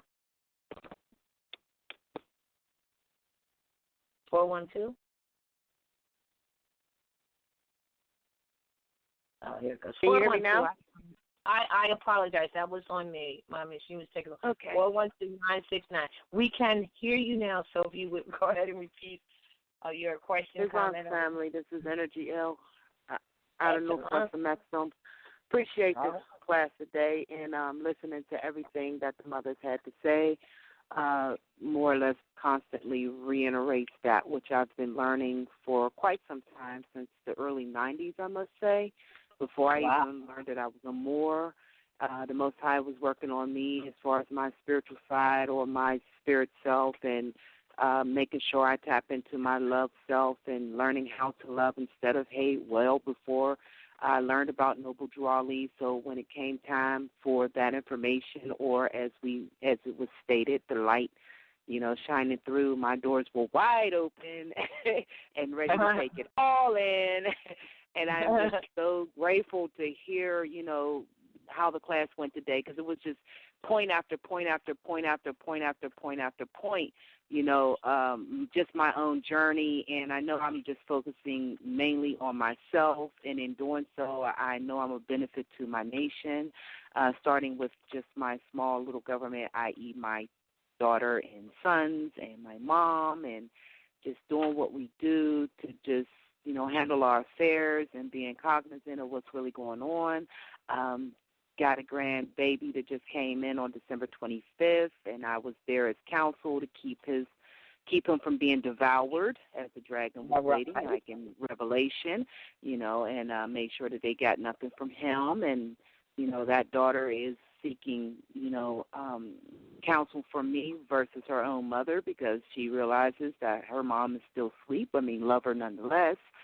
But no, she knows that this is the information that she needs, because she understands that the nation is in her womb. And, so I just appreciate everything that was said, because it just seriously, after point, it was like, I've never sued for child support. I have 4 children. I have 4 offspring. I've never thought about suing. Actually, I was totally against the whole concept. I just really didn't take to it. So, and that's way back when. I had the first one in 97. So, that's one of those things. So that's a karmic debt Most High kept me from. Learning to love instead of hate. I never hated myself. I didn't hate my mom because of our relationship coming up and, or the lack of. Here we are domiciling together in so much love and in so much growing. I cannot be more appreciative of everything that I'm experiencing with you two women. Love y'all. I do. You know, it's just everything. And when you say it's about the individual, you got to do it for you. And like you said, I know the one particular sister that you may be referring to that has broadcasted about being an attorney and making those statements, you know, and it hurts the heart. It really do to, you know, see your lower self like that, you know. But you know what? Like you said, everybody came to play a part. And, you know, she got to do what she do. And, you know, those sisters and brothers or mothers and sons is out there in those positions. You know, that's what they came to do. Somebody's have to represent the lower self. Somebody's going to have to represent the higher self, so we know what they look like, sound like, smell like, taste like, or whatever. About hooking up with people, yes, you got to know your natal chart. It's most important because it doesn't even have anything to do with just hooking up in a so-called sensual way or, you know, a procreating way. Just if you're trying to do business, you know, socialize or anything like that, you need to know the energies that you're around. And we have that science available to us. Why not utilize it? It doesn't make sense. But, you know, I'm grateful that the Most High have been working on me from way back when. So when the information was presented to me, or as the prophet said, the keys were presented, you know, I was willing to pick them up and start opening up all these doors, not for just myself, but for the nation that was in my womb, to which the modern European told me I could not have. And here it is. I have 3 beautiful sons. I have 1 beautiful promised daughter. She was totally promised to me in my womb when I was carrying my very first child, my very first son, and they're 9 years apart before she even manifested herself in the flesh. But I acknowledged her ever since the elder told me that at least you know you're going to have 2 children. And that right there, I mean, that just goes to show when you rely on, you know, just, trust yourself, you know. Yeah. Question everything out here, you know, because you get to grow and learn more and make those mistakes, and don't be hard on yourself when you make those mistakes. Just learn from them. You know, just learn from them and keep it pushing. Study is such a wise thing to say. You know, didn't leave it at 1, didn't leave it at 2, put it out there 3 times. That's the Trinity, if you ask me. Study. But I'm going to go ahead. I know someone else was on the line, but I appreciate you, Roz. I appreciate you, Ananette. I love y'all so much. Thank y'all so much. Thank you, Roz, for RVBey publication, that online free university. I love you for that. Because I'm still studying, and I'm going to continue to study, and I make sure that, you know, everybody that I come across, I at least send them there. I'm not convincing nobody that they're more. If they don't know it in their heart and in their mind and in their soul, hey, that's right now. You said that right. Thank you for your call and sharing your wonderful information. I'm going to get back to you. I think I got a message to call you, so I'm going to do that. All right? Appreciate that. Peace. All right. Peace and love. I'm going to take the next caller, but before I do, what is it? Ayoka. Oh, God, I don't want to say anybody's affiliation incorrect. Oh, Ayoka wanted to know what books I was reading from. So one is the Moorish literature. The last thing I read was A Plea to the Nation. Very short. It's in the Moorish literature book, coming right out of the Moorish Guide newspaper. That Moorish literature book that we have is a compilation of what was already published in the Moorish Guide back when the Prophet was there. So most of it is. Some of it is afterwards. Because people kept the Moorish Guide newspaper going. So that's what that was out of. And the other parts were from the Mysteries of the Silent Brotherhood of the East. If you're in the temple, they'll call it the Red Book. And it was chapter 5, a little bit out of 5, out of 8, and out of 10, I think it was. So to answer her question. And I know I have Sister Gianna on, and I'm going to call her up because she was quoting something from the book of John, the Harbinger, 19, verse 19 through 38. So, but before I do that, the next caller is 678. Hold on, don't say. Okay, 678-538. You're on the line. Do you have a question or comment? It's my mother, Roz. This is Ayoka L. Ayoka, okay. All right.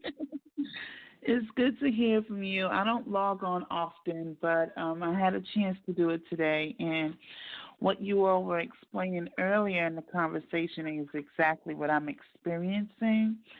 in terms of restoring myself, because I'm starting to realize that through our own brokenness, hurt people, and we don't realize it, and many people don't realize where the brokenness even come from. A lot of it is generational, a lot of it is karmic, and it's good to know your natal chart for those reasons as well. But I know through my own experience, I've learned so much about myself through a season that I'm going through of, I think, self-revelation. And it causes you to have to go to some dark places. And I think for most people, a lot of people don't like to be alone, first of all. We're overstimulated in this artificial reality. And the hardest thing for people to do these days is to face themselves, the good, the bad, and the ugly, if that's what you want to call it. Because there's levels to this thing. You can't just say, oh, I'm going to change. No. It takes work, and it takes you facing yourself, which is, the hardest thing.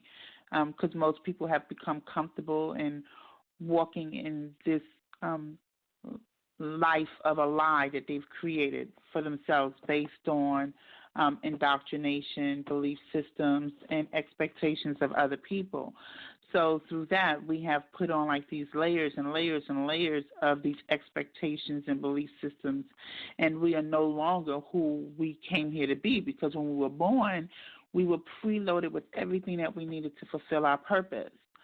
But due to social engineering, free will manipulation, and things of that nature, it's taken us further and further away from ourselves. So when they say you were born in sin, I'm coming to understand that to be born in sin means the reason why we are born into this so-called thing called sin is because the biggest sin that we've committed is against ourselves, and that is the fact that we don't know ourselves. You understand me? So we've committed we've committed the ultimate crime, the ultimate sin against ourselves. And the moment you make a choice, and because we have the freedom of choice to get to know exactly where these deep-seated issues are coming from that's causing these blockages, which is damaging not only our relationship with ourselves, which is first, because self-preservation is the first law of nature, and then those around us. As you change yourself within, your world around you will change. And that goes to the quote, everybody wants to see change in the world, but they don't want to change themselves. That's right. Bringing me to my point, I've been having issues. I have a now 16-year-old son. He just turned 16 on Friday the 13th, interestingly enough. And my birthday was the 10th, and we constantly war with each other. And I had to realize, what am I doing wrong? I have to do something differently, because if I keep reading him, hate is all we're going to get. So it got to the point where whenever we would have odds and differences, I would just start thinking of the love that I have for him. I remember him how he used to be when he was a child, because I realized his journey has nothing to do with me per se. He came through me to fulfill his purpose. I don't own him. He came through me. But I don't own him. He is his own person. But I just, I've learned to first take the time to get to love me, because in order for me to love him, I have to learn how to love myself completely. Mm-hmm. And once I started doing that, started allowing me to love him past and through his own pain. And that's deep. Mm-hmm. Instead of being reactionary when things outside of myself take place, whether it's with my family or, I don't like to use the word family, within my nation, I realized the things outside of my nation don't affect me as much as they do within my own nucleus, my own cipher. But as I am going through the shift and the change, I see it happening to my children. My daughter will be 30 in a month, and my son just turned 16. So And my daughter's watching me, and she's seeing the change. And as she's seeing it, she's experiencing it herself. And I believe as I'm experiencing it, I believe I see the change or the shift happening in my son.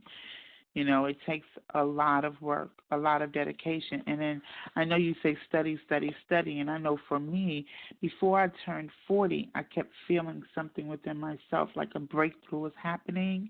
And at that time, I just thought it was a job. But I've always known that there was something different about me. You know, as to the people in my nation as well. They've always known I was a little different, a little gifted, a little special. And I think that it's because I've always stayed connected to nature. The moment we step outside of nature is the moment we step outside of ourselves. Because if you look, everything in the universe is in alignment and is in order with nature except for man. Everything in the universe is in order except for man. And that is the reason why we perish. That is the reason why we suffer. So it is important that that we start returning back to nature. I mean, the little things. It could start with something as little as walking outside amongst the trees, yoga or meditating, because it's hard to silence the mind if we're constantly being stimulated from our phones to the music, to the televised, to your vision, to artificial lights, the food that we're eating, everything that we're consuming internally and externally is toxic. So we have to definitely change our environment. And I think that would be of big help too. And when you are in a season of studying, elevation requires isolation sometimes. And you have to isolate yourself so that you can study. I've been studying now since I've been 40, but more so after I turned 42. The shift really kicked in for me. And I've just been this kind of I'm going through like a metamorphosis, like a caterpillar going into its cocoon. As it goes through the metamorphosis, it becomes the butterfly. And I think that a lot of us, especially with last year coming to an end, 2016-9, representing endings, now we're in the season of new beginnings. So I just wanted to say that, and I just wanted to say thank you so much for all that you all do, for giving us the tools that we need, or at least the resources leading us to it, leading us to the wisdom and the knowledge that we need to help us along our journey, because it's really imperative for the soul of the man, to make this shift as things continue to progress on a cosmic level. So, again, I just say thank you, ladies. I really appreciate you. And and I remember I listened to a lecture that you all did a few weeks back, and you were talking about how the mothers used to go to within the community when other mothers would have babies, and they would help them with their babies, and they would clean for them or cook for them and things of that nature. And I really want to start something here. I'm in Maryland, but I really want to start something here, like a group, a support group for women. But I find that young teenage boys are very much attracted to me, for knowledge, that is. What is your sign? What is your sign? My son's sign. My sun's sign is Sagittarius, but my ascendant is Aries, and my moon is Aquarius. Okay. So I'm fire. So they're seeking knowledge, because that's where it's at right now. Right. And Sagittarius definitely represents one who always has the arrow pointed up for higher knowledge. And then Aquarius, of course, is about community. It's about people. All kinds of people. So all kinds of people are really attracted to you, and you could have varied different types of people from different walks, if you will, and people will say, "Wow, you have a really array of different friends or whatever." That's only natural, and right. So you need to, so you can apply yourself within. Look at your chart and see because you got the fire is you arriving, you've got air, which is the Aquarius that fuels that fire, and that air also fuels the Sagittarius fire, so that's why you're always seeking higher knowledge. So now the children are maybe attracted to the fact that you are pointing that arrow up for higher knowledge and spiritual knowledge, because that's where we are right now in this called age of Aquarius, which is really age of information or age of knowing, or really the age where the Aquarian is pouring water. That's what he's doing into the Pisces mother, the womb, to bring forth the birth, which is an Aries. So look at you. You're Aquarius, Pisces, Aries. That's what you are to be about. Yeah, so, I am is it called a tricon or something like that? It's like your Trinity. Your Trinity is your sun, your moon, and your rock. Yeah, and that's like your PowerPoint of navigating here. You know, those are the three main things, but everything else is also inclusive. Yeah, I study Vedic astrology, and I'm an intuitive reader. I've been like that since I was 6. I've been a reader since I was 6, so I can see to the soul of man and help them figure out exactly where their issues are and how to get to the root of their problem. It took me a long time to cultivate that. It took me a long time to cultivate that because I didn't know how to help people and not make their problems my own. You know? Yeah. Well, you got to have an outlet for the release. Yeah. I just want to say this to you. I think I had an email, a comment also. But as far as, you know, we can all kind of like, this is what mothers do. They share their experiences because every child is different. And I'm going to definitely read, before we hang up, I'm going to read, you said something. You said he's really not yours. And Khalil Gibran wrote something about Speak to Us on Children. And the woman said, who held the babe against her bosom, she said, speak to us of children. And then he said, well, your children are not your children. They are the sons and daughters of life's longing for itself. They come through you, but not from you. And though they are with you, yet they belong not to you. You may give them your love, but not your thoughts. And you had made that statement, I'm going to think of my love for them. But you cannot give that child that's on your thoughts. I'm going to say, well, let me just read this, and then I'm going to make one comment. Can I just ask you one more time? My apologies. I didn't mean to cut you off. But the name of the book that you said it's called the Moorish Literature book? It's called Moorish Literature. Moorish and Literature. The other one is The Mysteries of the Silent Brotherhood of the East. Those were the two I read from earlier. What I'm reading to you now is from Khalil Gibran. The book is called The Prophet. The book is called The Prophet, but it's by Khalil Gibran, and there's a section on children.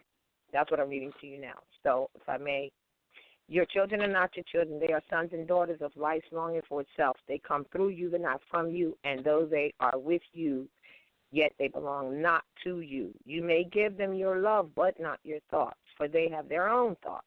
You may house their bodies, but not their souls, for their souls dwell in the house of tomorrow, which you cannot visit, not even in your dreams.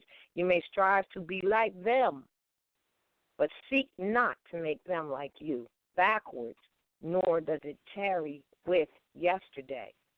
You are the bows from which your children, as living arrows, are set forth. The archer sees the mark upon the path of the infinite, and he bends you with his might, that his arrows may go swift and far. Let your bending in the archer's hand be for gladness, for even as he loves the arrow that flies, so does he love the bow that is stable. So this is why it's important for us to give the fundamental, elementary things to our children that are civic, for being civil, you know what I'm saying, and the courtesies and things like that. That's important to give that, because the child who goes out and goes astray at some point in their life, well, they're going to come back to their foundation, Mom.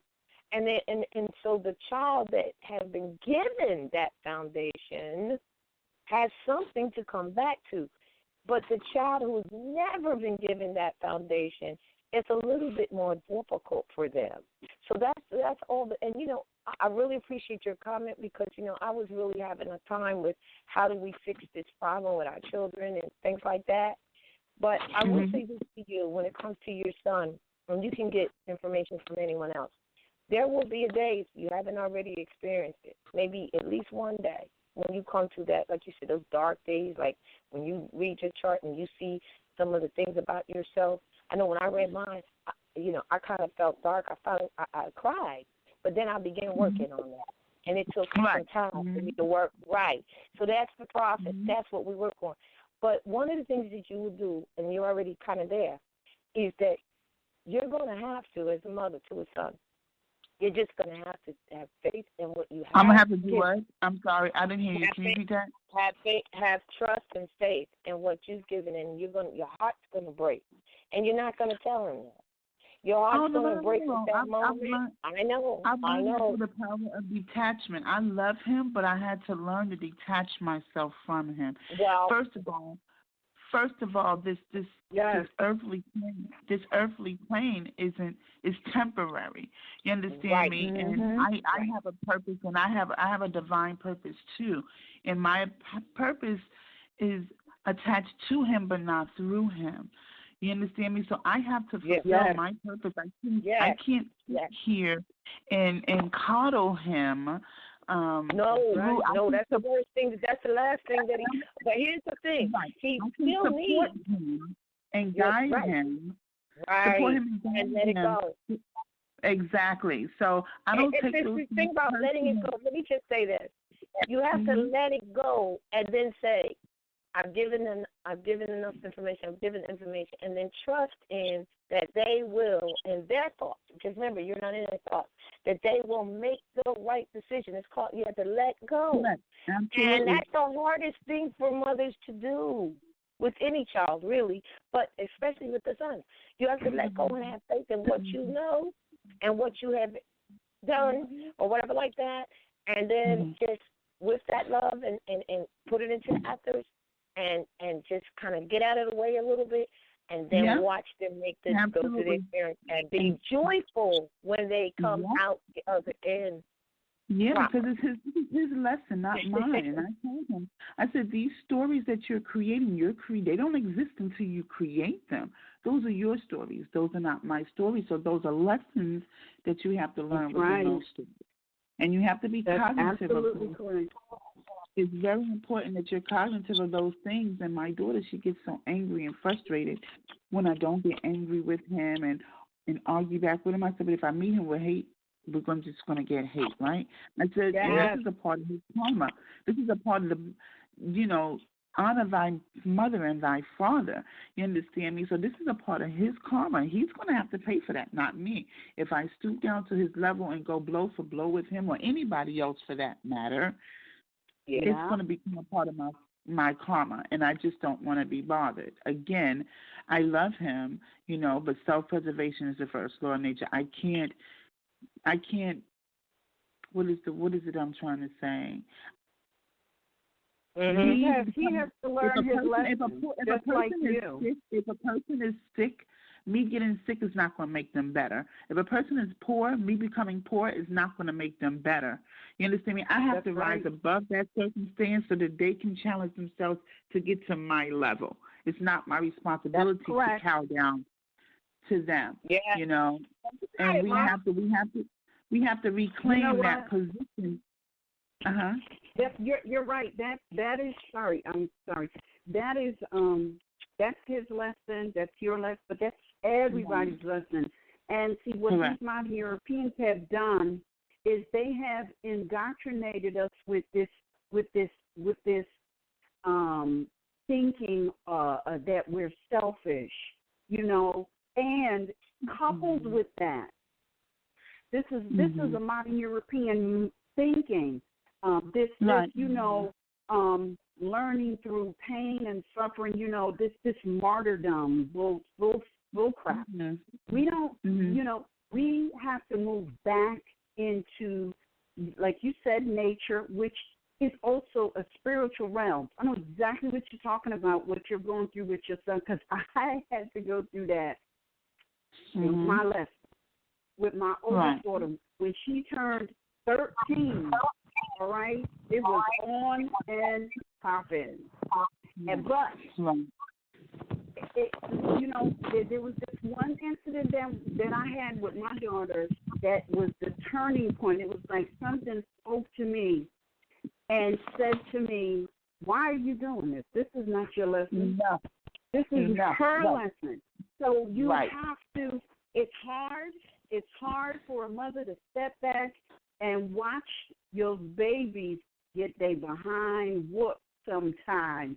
But but they got to do it. If not, they won't learn the lesson. They'll keep telling the child, don't touch the stove because the fire is hot.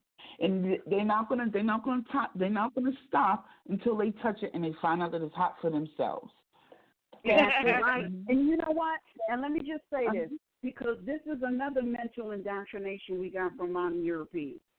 Experience is the best teacher as long as it's somebody else's. That never happens. It never happens. You never learn from somebody else's experience. You only can learn from your own, because your lesson has nothing to do with somebody else. And you know what? Here's something else that's real crazy. If we were to really pay attention, we would never go and call, like some people call these psychic hotlines, or they go to psychic hotlines. And now, let me tell you the secret of the psychic hotline. They listen. That is the secret. They listen. Because you're going to tell them exactly what they need to hear to tell you what you could have found out yourself if you would just pay attention to yourself. Listen, but it says, be still and know that I am God, because, your body is the temple of the living God. I think his name is Pueblo. He said that the cave you feared the cave you fear to enter holds the treasures that you seek.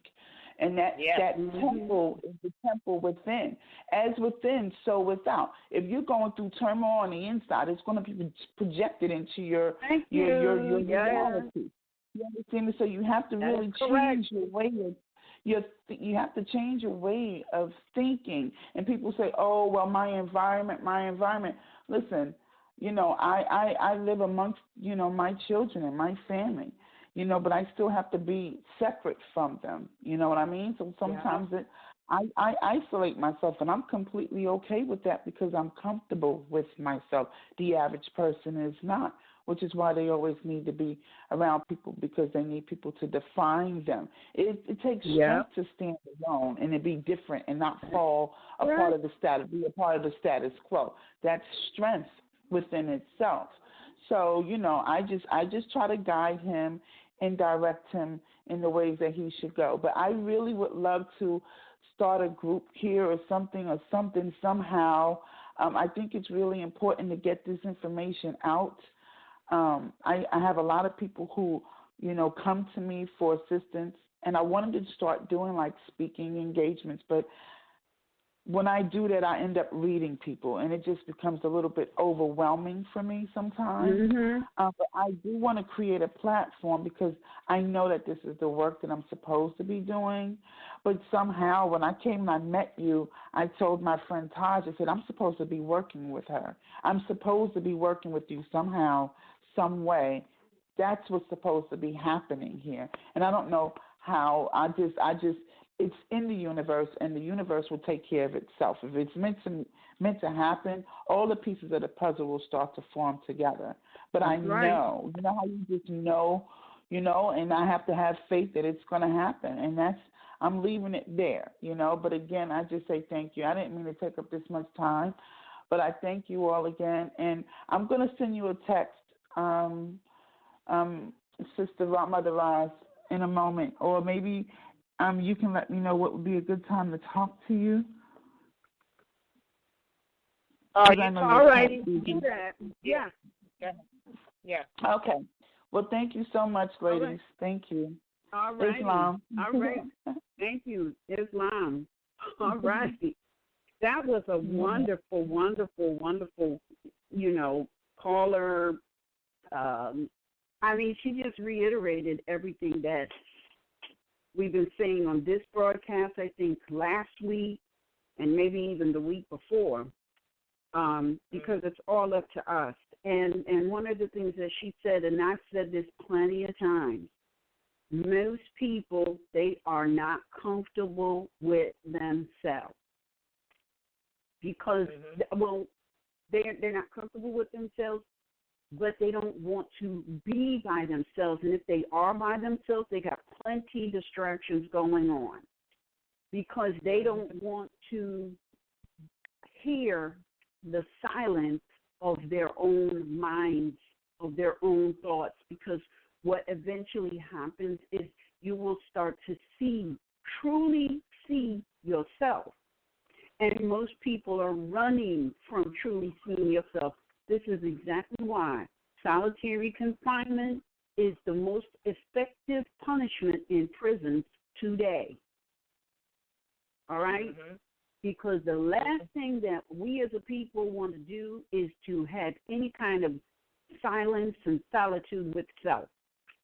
However, it is only in the silence of the mind that you will get to this place that is called the adept chamber and receive the lessons that you need to take to accomplish the mission you have been sent here to accomplish, and that mission doesn't have anything to do with somebody else. It has everything to do with you.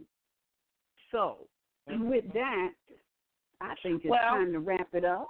You know what I'm going to do? I was going to read, but you know what? I'm just going to send the people to read it themselves. The Harbinger. Yeah, at this point, because I was going to read it. Go ahead. Go ahead.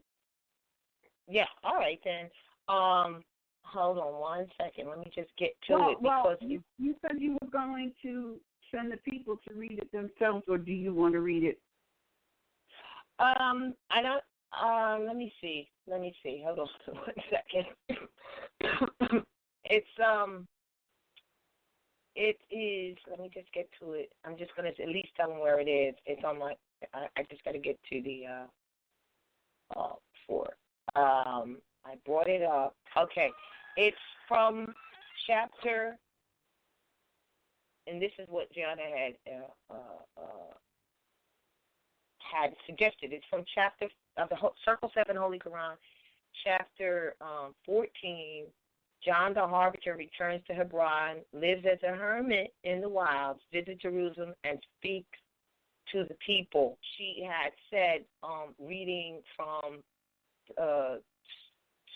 Surah 19 through 38, and I'll just say, it just says, prepare you, O Israel, to meet your king.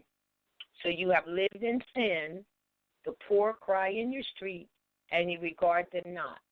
Your neighbors, who are they? You have defrauded friends and foes alike. You worship Allah with your voice and your lips. Your hearts are far away and set on gold. Your priests have bound upon the people burdens far too great to bear, and they live in ease upon the hard-earned wages of the poor. Your lawyers, doctors, scribes, this is where it is, are useless cumberers of the ground. They are but tumors on the body of the state. They toil not, neither do they spin. Remember how, let me just make a comment. Remember how you said these people that say they're government and they're taxing you, and you said they're all corporations, right?